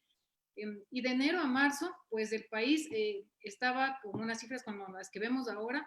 También estábamos recuperándonos del problema que hubo en octubre, de la revuelta de octubre. Los problemas económicos ya eran evidentes y en general la economía no tenía un buen desempeño. Y claro, luego en marzo nos sorprende la pandemia y provocando en el mundo un shock de demanda total, con una total incertidumbre. No sabíamos exactamente cuáles iban a ser los efectos en la salud, obviamente, pero también en las formas de vida, en la economía, incluso en el tema ambiental. Y bueno, pues el Ecuador, como todos los otros países, tiene un impacto muy fuerte en la economía, que es lo que estamos viendo aquí. Bueno, hay impactos en otros lados también, pero por ahora corresponde ver la parte de economía. Y las cifras macroeconómicas, pues, por decirlo menos, son poco alentadoras, ¿no? Si bien el crecimiento del PIB, digamos, no logró las cifras negativas que se esperaba, tampoco podemos decir que es nada bueno, como estamos viendo. Hubo un desempleo muy fuerte, que lo mencionó también alguna panelista, y decimos también que se recuperó, porque recordemos que en las épocas más duras subió a más del 10%, y por supuesto con los otros indicadores económicos macroeconómicos que estamos viendo, que nos trae una situación muy complicada. Pero bueno, además de esto, ¿qué otros problemas existen en el Ecuador? Podemos hablar, por ejemplo, de una balanza de pagos que, si bien tiene un valor positivo, en una balanza comercial, perdón, tiene un monto positivo, se debe principalmente, como se expuso antes, a una disminución de las importaciones más que a un crecimiento de las exportaciones. También las exportaciones disminuyeron, pero el decrecimiento de las importaciones fue mucho más. ¿Qué otros problemas podemos tener? El presupuesto del Estado se había hecho con un precio del barril de petróleo de $51. Antes de la pandemia registramos un valor de $25, bueno, en las épocas iniciales, y ahora finalmente a fines de año tenemos un valor de $34, ¿no? Que tampoco son cifras positivas, ni podemos decir que estamos en una buena situación. Conocemos también todos los problemas de deuda a los que nos enfrentamos y los acuerdos de facilidad extendida por el Fondo Monetario y los otros organismos internacionales. Así que el panorama para el Estado en realidad es bastante complicado, y las cifras macroeconómicas que vemos aquí también significan un problema en las ciudades pequeñas, en otras regiones. Por ejemplo, en la zona norte donde yo estoy, en Ibarra, nosotros podríamos decir, por ejemplo, que el problema del cierre de frontera, según los datos que se ha podido recoger, esto registra una pérdida aproximadamente de $1 millón diarios en el sector fronterizo, con el consiguiente problema en pérdida de empleo y, por supuesto, también en pérdida de exportaciones por parte del Ecuador, de insumos agrícolas principalmente que tenía esta zona. Y bueno, entonces, ¿cuáles son los desafíos que le esperan al país, o los desafíos en los que podría asentarse la política pública, ¿no? Yo hablaría de 4 pilares o 4 puntos grandes, además de todo lo que se ha mencionado aquí. Diría de manera general, por ejemplo, en primer lugar, que debe haber un cambio en la estructura productiva. Eso se ha hablado, no es algo nuevo, se ha hablado desde hace muchísimo tiempo, décadas, ¿sí? En realidad, pero no deberíamos dejar de lado la producción agrícola, y por algo muy importante que justamente mencionó Nancy en su ponencia anterior, que se refiere al tema de la seguridad alimentaria y de la soberanía alimentaria, ¿sí? Por esto es importante que se le dé, que el agro tenga el apoyo decidido por parte de la política pública, ¿no? También tenemos que tener en cuenta que en realidad, si bien nosotros tuvimos este problema en las exportaciones por los problemas mundiales, hubo ciertos productos dentro del Ecuador que tuvieron que se destacaron dentro de las exportaciones, como son los no tradicionales, como mencionó también alguien antes, y por supuesto de alguna manera estamos viendo que podríamos ser competitivos en estos sectores, ¿no? Tampoco fue malo para todos los sectores. Un segundo punto que podríamos mencionar es los emprendimientos con transformación digital. La pandemia nos ha traído una nueva forma de hacer negocios y por supuesto no debemos dejarlas a un lado. O sea, si ya se incorporó el tema de Internet a los negocios, pues esto nos obligó, fue una obligación prácticamente, pues tenemos que continuar de esta forma más bien dicho, apoyar en este sentido a los emprendedores que quieren trabajar con Internet. Y bueno, finalmente todos deberían incluir esta herramienta, ¿no? En realidad, tampoco se trata de decir, como en las ofertas de campaña que vimos hace pocos días, que algún candidato mencionaba que se debe eliminar totalmente el IVA para un sector. O sea, no se trata de eso. El Estado podría pensar en otras formas de impuestos como la tasa Google que se discutió en otros países, y en Ecuador se la implementó desde septiembre, y según datos del SRI espera recaudar aproximadamente 19 millones para el 2021 por esta tasa, ¿no? Por este nuevo impuesto para servicios digitales. Otra área o otro pilar en el que podría el Estado hacer énfasis es mejorar las capacidades profesionales y técnicas. Lo que vimos en la pandemia, además, fue que las personas que tenían una menor preparación en su área profesional son las primeras que perdieron el empleo. Y, por supuesto, con las consiguientes desventajas y el crecimiento de la informalidad, ¿no?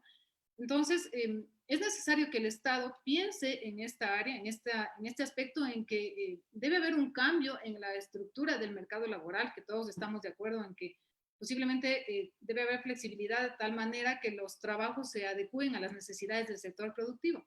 Pero esto no significa de ninguna manera que se deje toda la negociación en manos del empleador, que fue prácticamente lo que vimos un poco en la pandemia, ¿no? Y en el tema de las capacidades profesionales y de mejorar las capacidades profesionales y técnicas, pues la universidad tiene un rol muy importante, porque además debe entrar en una mejora constante de la formación del futuro profesional. Y por último, yo podría mencionar como un cuarto pilar, un mayor apoyo a la investigación. Sabemos que hay problemas hay un gran déficit, hay muchas áreas que se debe cubrir, etcétera, pero en realidad no debería dejar o no debería quedar a un lado el apoyo que el Estado le da a la academia para seguir con su rol de investigación. Pero también la universidad tiene corresponsabilidad en esto. Ya que estamos siendo apoyadas por el Estado y obviamente estamos recibiendo una ayuda del Estado, pues también la universidad debe involucrarse, por ejemplo, en todo lo que significan proyectos de desarrollo. Yo he visto en este tiempo algunos de los trabajos que hace la universidad, que están teniendo varias universidades, tanto con el gobierno central como con los gobiernos locales, e incluso en colaboración con el sector privado, pues y me parece muy bueno. La universidad tiene la capacidad de generar datos, puede tener estadísticas locales, y también esto es importante porque muchas veces cuando analizamos la parte económica tenemos una visión macro que posiblemente no refleja las realidades de las ciudades más pequeñas o de las regiones que no son las grandes ciudades. Y claro, nosotros, las ciudades más pequeñas tienen algunos de los problemas que tienen las ciudades grandes, pero no todos. Por ejemplo, tenemos obviamente pocas fuentes de empleo, pero posiblemente tenemos ciertas ventajas en las distancias que tenemos que recorrer en las distancias y costos que tenemos que recorrer y que cubrir para solventar las necesidades básicas. Y desde este punto de vista, pensando en este sentido, en la realidad, digamos, de las regiones que no son las ciudades principales, a mí me gustaría mencionar que hay una nueva tendencia en este sentido para valorar el tiempo útil, ¿sí?, que se conoce como las ciudades de 15 minutos. De tal manera que la persona no tenga que recorrer grandes distancias para abastecerse, para ir a trabajar, para acudir a sus lugares de trabajo, a sus lugares de estudio, ¿sí?, e incluso para otro tipo de actividades. Y esto es importante porque un problema latente de la pandemia ahora son las aglomeraciones y, por supuesto, el transporte y el tiempo que nos toma trasladarnos de un lugar a otro, además de toda la infraestructura que debe existir. Este tema de las ciudades de 15 minutos se discute en algunas ciudades de los países desarrollados, en algunas ciudades europeas, pero también están siendo discutidos esta nueva tendencia en ciudades como por ejemplo Lima, en América Latina, ¿no? Como Lima, como Buenos Aires e incluso en Guayaquil, me parece que hay algún análisis de este aspecto.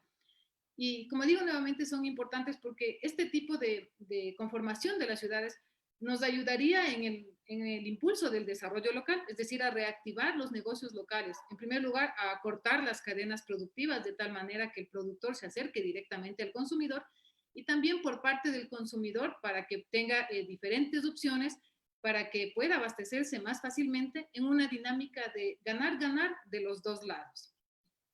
En realidad, la pandemia ha venido a quedarse. Lo que sabemos ahora es que el virus no tiene fecha de caducidad, lamentablemente no sabemos cuándo se va a acabar.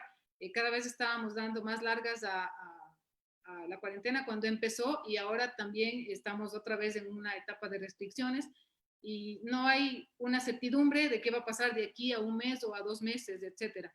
Y por lo tanto, nosotros tenemos que incrementar nuestra resiliencia y tanto desde una ciudad habitable para que existan mejores condiciones de vida, ¿sí? Como también por parte de la política pública, que debe ser la base para que nosotros podamos construir estas ciudades en las que tendremos unas condiciones de vida mejores. Como digo nuevamente, la pandemia genera tal incertidumbre que nos obliga de alguna manera a planificar aquello que no estaba dentro de nuestro mapa de riesgos.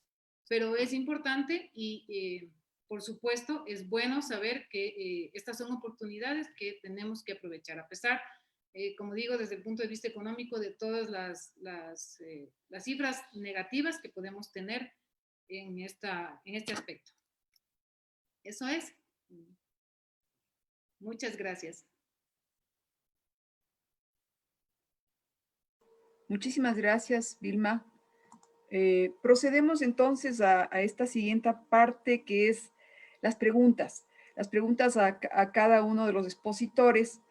La verdad es que hay bastantes preguntas, pero bueno, me van a permitir escoger algunas. Les voy a hacer las preguntas a todos y de una vez, y ustedes tendrán 2 minutos cada uno para responder.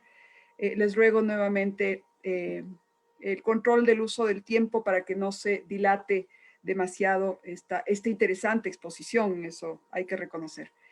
Entonces, en el caso para Rodrigo Mendieta, la pregunta es, ¿cuál es el desafío prioritario para el Ecuador tras la pandemia COVID-19? En el caso de Andrés, nos preguntan, para poder llevar a cabo las alternativas propuestas, ¿cuál cree usted que podría ser una forma de fortalecer la credibilidad del gobierno? ¿Cómo mejorar la imagen para que el gobierno tenga más capacidad de repercusión en la sociedad?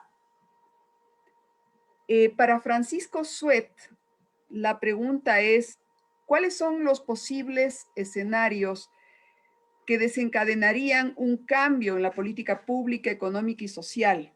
Esto a raíz de un modelo político distinto al actual.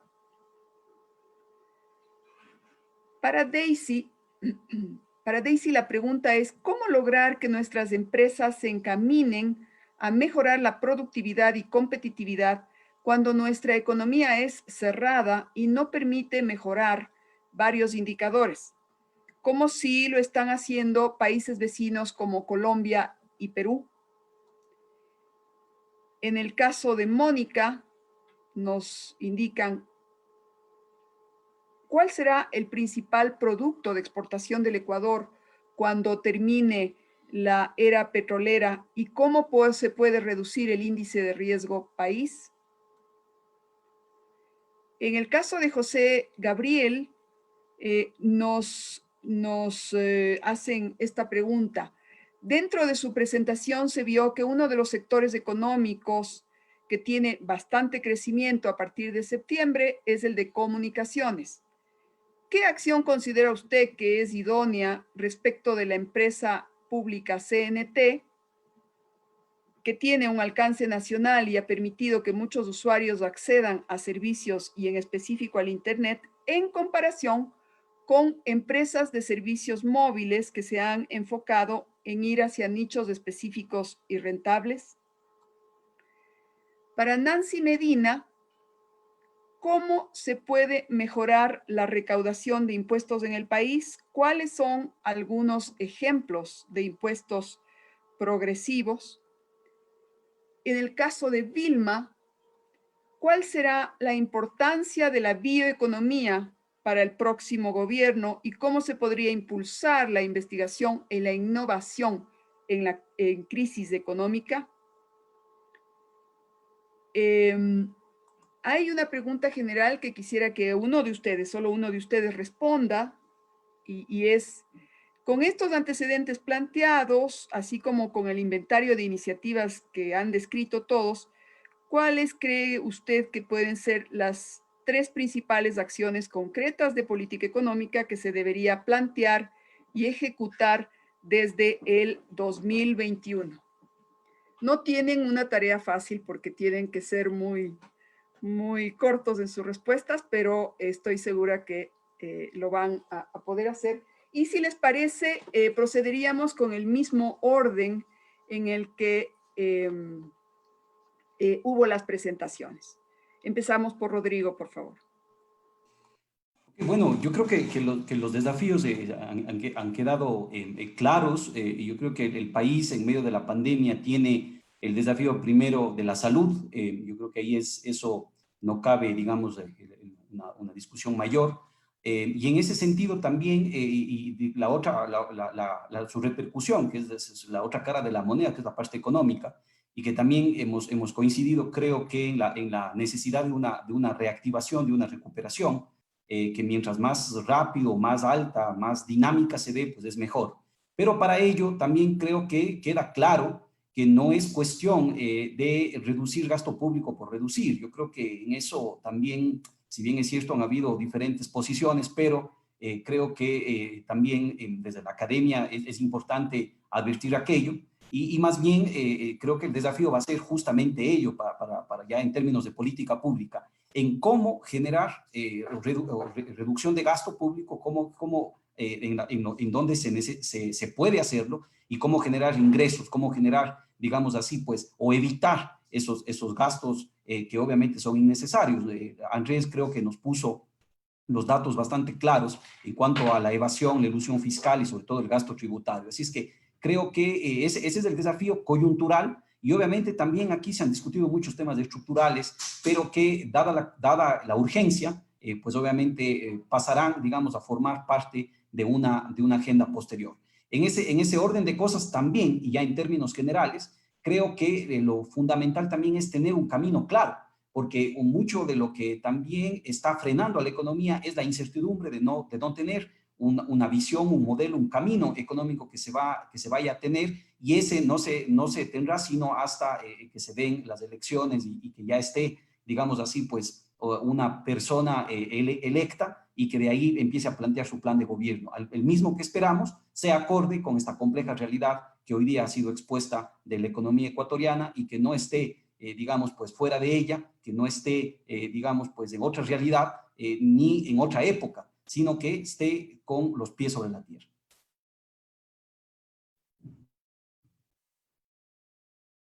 Muchas gracias, Rodrigo. Por favor, entonces doy la palabra a Andrés. Muchas gracias también por las preguntas. Sin duda quedan muchos temas para seguir profundizando. En términos de credibilidad, es un tema de confianza y es un tema que hemos tratado transversalmente, pero no en profundidad, que es el tema institucional. Un gran problema que tiene el país para potenciar su proceso de desarrollo es la calidad de las instituciones y no hay confianza en estas. Si revisamos datos del Latinobarómetro, los últimos públicos, que son al 2018, la credibilidad de gobierno, asamblea es menor al 5%, la credibilidad de las cortes, que es mucho más grave, es menor al 3%, la credibilidad en la empresa privada también es muy baja, y eso es calidad institucional, porque se siente finalmente que ya sea que sale un beneficio del tomador de decisiones a través de la corrupción o un beneficio de un determinado grupo económico, y la gente desconfía. Entonces, el primer elemento es garantizar que estamos atendiendo las prioridades. Por eso creo que mucho fuimos también en ese sentido, que sea útil para la gente. Ejemplos lo tenemos. Si nos remontamos al 2015, cuando se sale y se dice voy a poner o vamos a implementar un impuesto a las herencias para redistribuir e igualar oportunidades, la gente reacciona y dice te estás pasando con mi libertad. O vamos a octubre de 2019, cuando la gente, cuando la pobreza rural multidimensional estaba en el 70%, el desempleo el más alto de los últimos 12 años, y dices voy a quitarte el subsidio a los combustibles para reducir el déficit fiscal. Entonces la gente se molesta porque evidentemente ve que no hay una utilidad en el bienestar de las personas. que sea útil y que sea pertinente, que tenga las prioridades claras en términos de bienestar, que sea transparente, que sea claro, y algo que yo recojo como una conclusión tal vez de este panel es que sea integral. La situación económica del país requiere mucha responsabilidad en términos de construir salidas que sean absolutamente integrales, porque los problemas están por todos lados y no se trata de hacer parches para abrir huecos por otro lugar, pero es de utilidad y transparencia para retomar la confianza institucional. Gracias. Gracias, Andrés. Por favor, la pregunta para Francisco.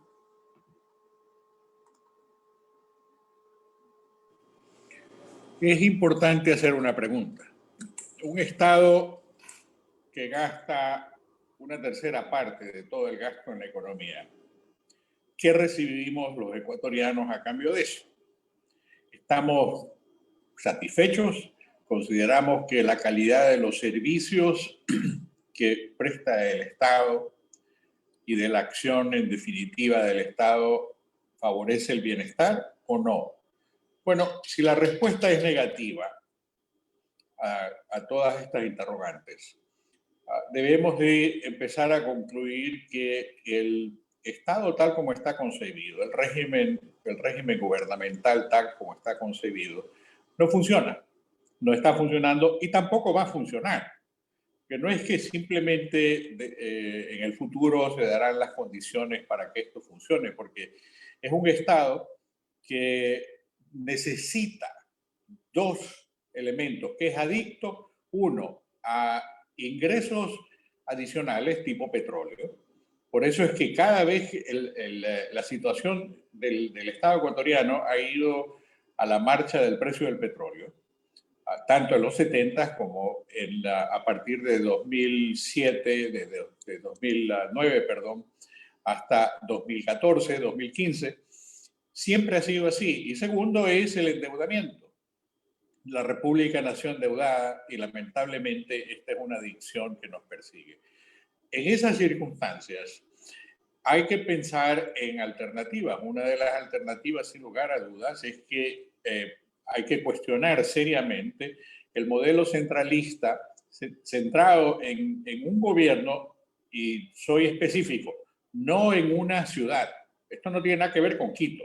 Esto tiene que ver con la estructura del gobierno ecuatoriano y la forma y manera como está estructurado. De suerte tal que, para responder cortamente a la pregunta, lo que puedo decir es que estamos en ese punto de eclosión, estamos en ese punto de cambio. El Estado ecuatoriano en su actual configuración no da más, requiere de cambios y uno de esos cambios necesariamente tiene que ser la descentralización profunda, la autonomía profunda y, ¿por qué no decirlo y no excluirlo, un federalismo bien implantado? Gracias. Muchas gracias, Francisco. Por favor, Daisy. Bueno, gracias por la pregunta enfocada a la producción. Bueno, yo creo que el nuevo gobierno es necesario que analice y resuelva. Ya desde hace mucho tiempo se ha dicho no podemos depender solamente del petróleo, si el precio del petróleo sube o baja, sino que también se debe fortalecer a través de las políticas el aparato productivo. Yo considero que el nuevo gobierno debe trabajar en estrategias y políticas que se enfoquen en el mejoramiento de la productividad y no solamente de las grandes empresas, sino también de la pequeña y la mediana empresa.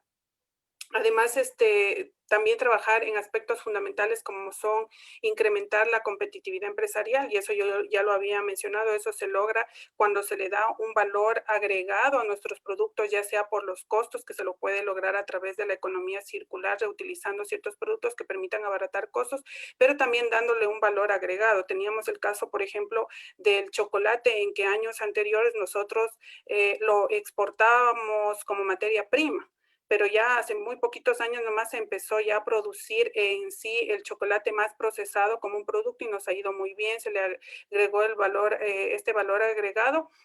y se está ya también, en este caso, exportando. Además, yo creo también que se debe traer nueva inversión nacional, y bueno, básicamente también extranjera, pero esto se logra disminuyendo el riesgo país. Esto se logra teniendo un país estable económicamente.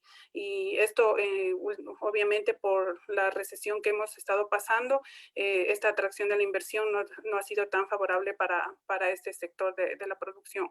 Además, también es muy importante que se mejore la innovación por medio de las sociedades del conocimiento. Ya le mencionaba uno de los colegas, es también muy importante que intervenga la academia para que apoye en estos procesos, y también creo que es importante que se aumente los productos en el mercado de exportación en nuevos, diferentes, y esto lo puede ayudar muchísimo, no solamente la economía circular, sino también a través de aspectos de la economía colaborativa, o también a través de aspectos como la bioeconomía, como ya como se había planteado una pregunta de estas. Además, yo creo que también se puede buscar un plus en no solamente pensar en productos, en bienes, sino también que se puede pensar en exportar servicios como sería el turismo, entre otros servicios, pero principalmente creo que uno de nuestros fuertes es el turismo.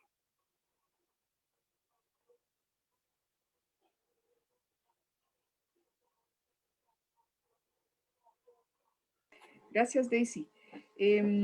Por favor, pasemos a Mónica. Gracias. Bueno, gracias a las preguntas me habían consultado sobre cuáles serán los nuevos o el siguiente producto de exportación, y creo que ese es posiblemente uno de los errores, y Daisy lo había mencionado muy bien, ¿no? El tener que depender o el pensar que vamos a pasar, como ha ocurrido en el siglo pasado, pasar de un boom de cacao a un boom de banano, a un boom de petróleo, y pensar ahora y estar esperanzados de un boom de minería. Creo que existe un gran potencial ahí, tiene que hacerse de forma correcta, tiene que ser inclusiva, tiene que ser respetando el medio ambiente, incluyendo a la participación del sector privado. No creo que hay que temerle al sector privado, la inversión privada. Creo que son alianzas muy importantes, y que hay espacios para poder trabajar de forma correcta y de forma conjunta. Entonces, creo que ese es parte de los retos también para poder ir profundizando y poder trabajando en esas áreas. Y de ahí, con respecto también a temas de exportación, más o menos lo que había mencionado Daisy, creo que el Ecuador tiene un gran potencial, y hay que buscar nuevos espacios y nuevos productos. Hay que ir fortaleciendo lo que se ha logrado, y como ya se lo había mencionado, el sector de exportaciones no tradicionales ha tenido un año bastante bueno en relación a lo que podría haber sido y a otros sectores, y creo que esas cosas positivas hay que seguirlas fortaleciendo, hay que seguir buscando espacios, ahí abrir mercados para esos productos, y no solamente quedarse en esas agroexportaciones, sino también, como lo había mencionado Daisy, en ir buscando agregar valor a esa producción, y ir también empezando desde ahí. Creo que esta idea que en algún momento hubo de que íbamos a exportar chips y computadores y cosas así, no es un salto de esa manera, ¿no? Las cosas se tienen que ir haciendo de forma pausada, ordenada, progresando y avanzando, pero esos saltos grandes a veces no son muy factibles ni realistas, y más bien hay que empezar desde lo pequeño y dando pasos para poder ir afianzando y hacer pasos seguros.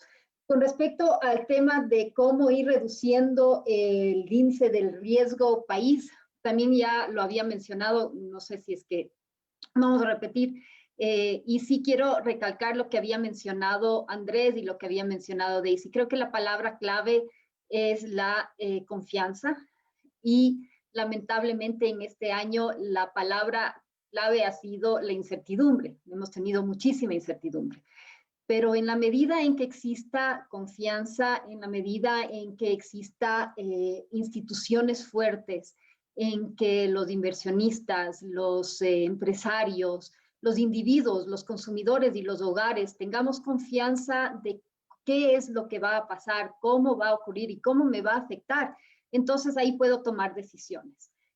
Lamentablemente en el Ecuador hemos visto que siempre en un año electoral se paraliza todo, se paralizan las inversiones, se paraliza la producción, las contrataciones, porque no sabemos qué va a pasar.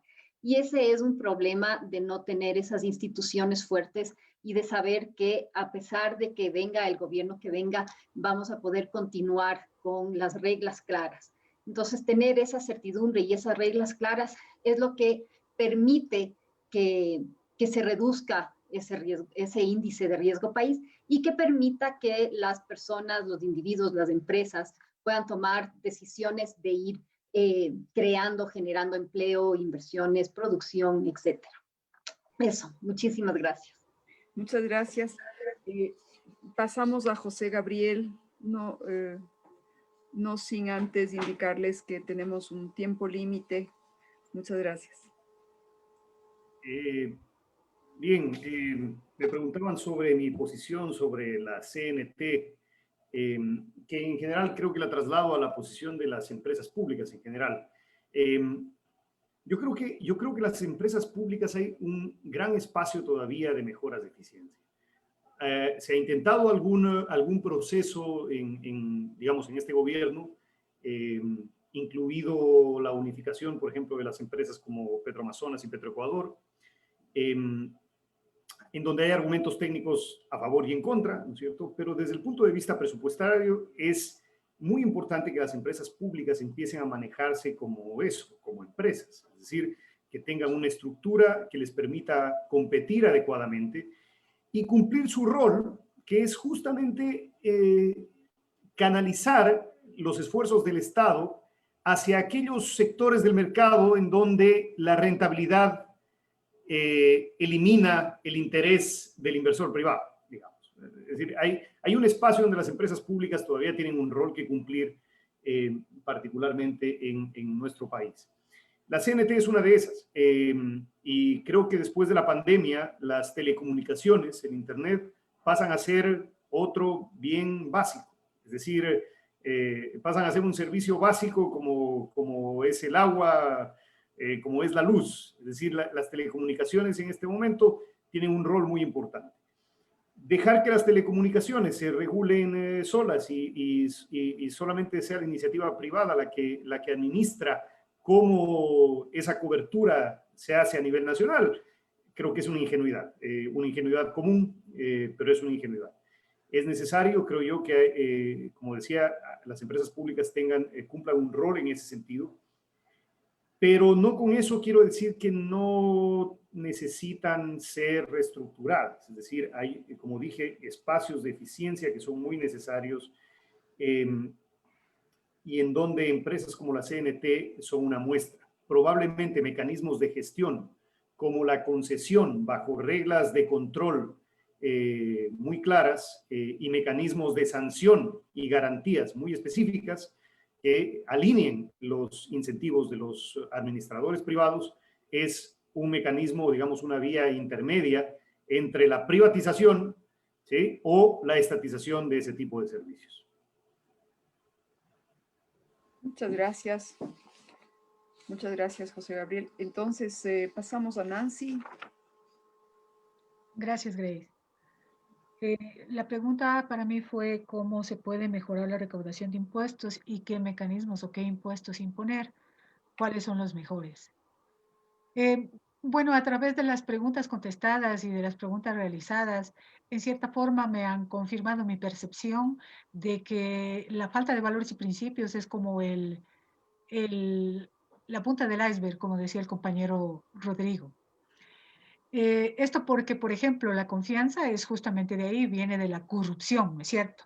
Nosotros vemos que en el Ecuador la evasión de impuestos a la renta alcanza 2.3 miles de millones en el 2005, que es la última cifra disponible del impuesto a la renta, y el IVA alcanza el 2.8 miles de millones al 2015. Con corte al 21 de diciembre del 2020, los listados de los 500 contribuyentes con deudas firmes a nivel nacional ascienden a 1.630 millones y los 500 contribuyentes con deudas impugnadas se ubican en 1.421 millones de dólares. Es decir, que en conjunto suman 3.050 millones.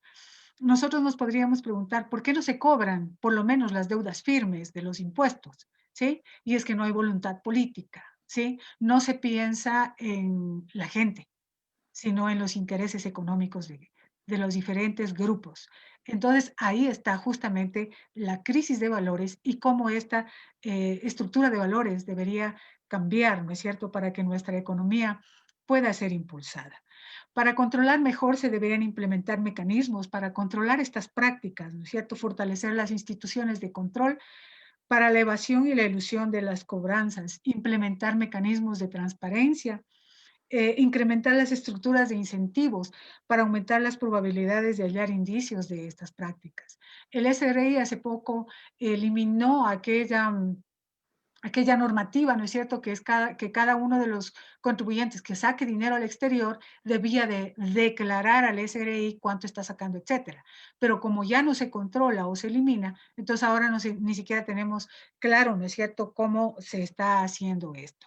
Y con respecto al mecanismo o los impuestos que debería hacerse una redistribución de ingresos a través del impuesto a la renta. Es decir, debería haber una reforma tributaria con respecto al impuesto a la renta. ¿Por qué? Porque se debería cobrar justamente a aquellos que más tienen, en cierta forma, ¿no es cierto? Nosotros habíamos realizado un estudio en la Universidad Central hace poco tiempo y vemos que un ejemplo de tal vez de estos impuestos podría ser un aporte obligatorio del 1.49% a los activos o el 3.45% del patrimonio o el 1.39% del ingreso. Cada uno de estos, nosotros tenemos una estimación de cada uno de estos de alrededor de 1.200 millones de dólares, ¿no es cierto? Y si a esto sumamos, por ejemplo, gravar a los 24 bancos del país, el 5% de la utilidad, se tendrían pues algunos millones que vendrían inclusive a ser equivalentes a los préstamos que se ha hecho al FMI. Entonces, eso se puede hacer en cuanto a la parte tributaria, que fue la pregunta que me hicieron. Muchas gracias. Muchas gracias, Nancy. Vilma, por favor. Muchas gracias. Bueno, la pregunta que me asignaron se refiere a la importancia de la bioeconomía para el próximo gobierno y también cómo se puede impulsar I+D. Bueno, antes de contestarle al próximo gobierno, me gustaría mencionar, por ejemplo, que el gobierno actual nos ha dado algunas señales de que existe cierta preocupación por el tema ambiental, con el impuesto a las fundas plásticas que se estableció en mayo, con el nuevo impuesto a los plásticos de un solo uso que está por entrar en vigencia y también con la discusión de la economía circular que, por cierto, está llevando adelante, me parece, la Universidad Católica, y mis felicitaciones por este tema. He podido escuchar que están en la discusión del borrador y, bueno, yo diría que son iniciativas que están un poco orientadas hacia el consumidor. Este tipo de impuestos obviamente siempre deben tener como fin cambiar el comportamiento más que recaudar para las arcas fiscales. Pero tal vez falta mucho en la discusión del gobierno, del próximo gobierno, qué podría hacer, por ejemplo, en el tema de cuidado ambiental, pero a grandes rasgos. En general, sabemos que la minería es una de las opciones que, dada la crisis, etcétera, bueno, y el tema del petróleo es una de las minerías, es una de las opciones, perdón, que viene, que está próxima. Sin embargo, la minería nos genera ingresos a corto plazo y con una repercusión ambiental bastante fuerte. No es difícil pensar en que nosotros podríamos definitivamente incorporar como parte del desarrollo temas como el de economía circular, como mencionó Daisy antes, y también otros temas que signifiquen el cuidado del ambiente. Lamentablemente todavía no tenemos una cultura, por ejemplo, de valoración de servicios ambientales, pero la teoría nos demuestra que si existiera, podríamos incluso triplicar el PIB. No es tan raro tampoco pensar que esto puede suceder porque sabemos que hay países que viven de la conservación del entorno y, bueno, tienen mejores condiciones de las que nosotros tenemos ahora. De todas maneras, la pandemia nos obliga a pensar las formas de vida y entre este cambio que nosotros tenemos que hacer, y es algo que las personas están haciendo, es acercarse a la naturaleza. Y bueno, esta es una tendencia que se maneja Y por supuesto, el Estado debería también tener dentro de la política pública, discutir dentro de la política pública esta importancia de los espacios naturales. Perdón, un segundo. Y la última parte, la de I+D, cómo se puede impulsar la I+D. Yo había mencionado también que dentro de las alternativas, el mayor apoyo a la investigación es fundamental y por supuesto la academia tiene un rol muy importante en el desarrollo de I+D. Gracias. Muy bien, muchísimas gracias a todos ustedes. Sus exposiciones han sido muy claras, muy precisas. Me van a permitir darme 3 minutos para hacer una síntesis, un punteo muy rápido para terminar este coloquio. Me parece que hay 2 puntos importantes, 2 temas para discusión, que son la importancia de la inversión pública frente a una etapa en la que hay una poca sostenibilidad o una poca posibilidad de sostenibilidad. El segundo tema es la autonomía del Banco Central. Esos han sido 2 temas que me parecen que han sido temas de discusión, en los que veo que hay acuerdo en este caso de los ponentes, es la necesidad de contar con una base ética de valores y principios dentro de la política, la necesidad de fortalecer la institucionalidad y contar con modelos claros y generar y afincar estas prioridades del desarrollo socioeconómico en función de la superación de la crisis sanitaria, el incremento de la resiliencia, la potenciación de la creación de empleo, la soberanía y la seguridad alimentaria y el mejoramiento de las capacidades institucionales, avanzando hacia un cambio de estructura productiva. También han mencionado que se necesita coherencia en la calidad y estructura del gasto y que esté orientado a superar la crisis. En los temas complementarios que se trataron de manera especializada, me parece que la estructura institucional, esa propuesta centrada en fortalecer lo local, que requiere mejorar capacidades para promover acuerdos, y la gobernanza ha sido uno de los temas que me parece complementarios y que lo han tratado ustedes, y el desafío de la apertura comercial, fortalecer las exportaciones no tradicionales, adoptar un modelo de sostenibilidad sostenido, inclusivo, también lo han mencionado. Finalmente, el apoyo a la investigación y seguir con el rol de la academia. Para nosotros ha sido un verdadero gusto haber fomentado la realización de este coloquio. Queremos invitarles al próximo webinar que se realizará a inicios del mes de febrero, en la que los estudiantes de la maestría en Economía, Mención Políticas Públicas, presentarán justamente las conclusiones obtenidas a partir de un estudio de aproximación de cuantificación de los planes consignados por los binomios para la presidencia en el CNE, y estos haremos la difusión correspondiente. Por nuestra parte, muchísimas gracias. Las exposiciones han sido de lo más interesantes. Hemos tenido hemos contado con mucho interés por parte de las redes sociales. Buenas noches. Buenas noches y muchas Buenas gracias. noches. Buenas noches, muchas gracias. Gracias. Muchas gracias. Buenas noches.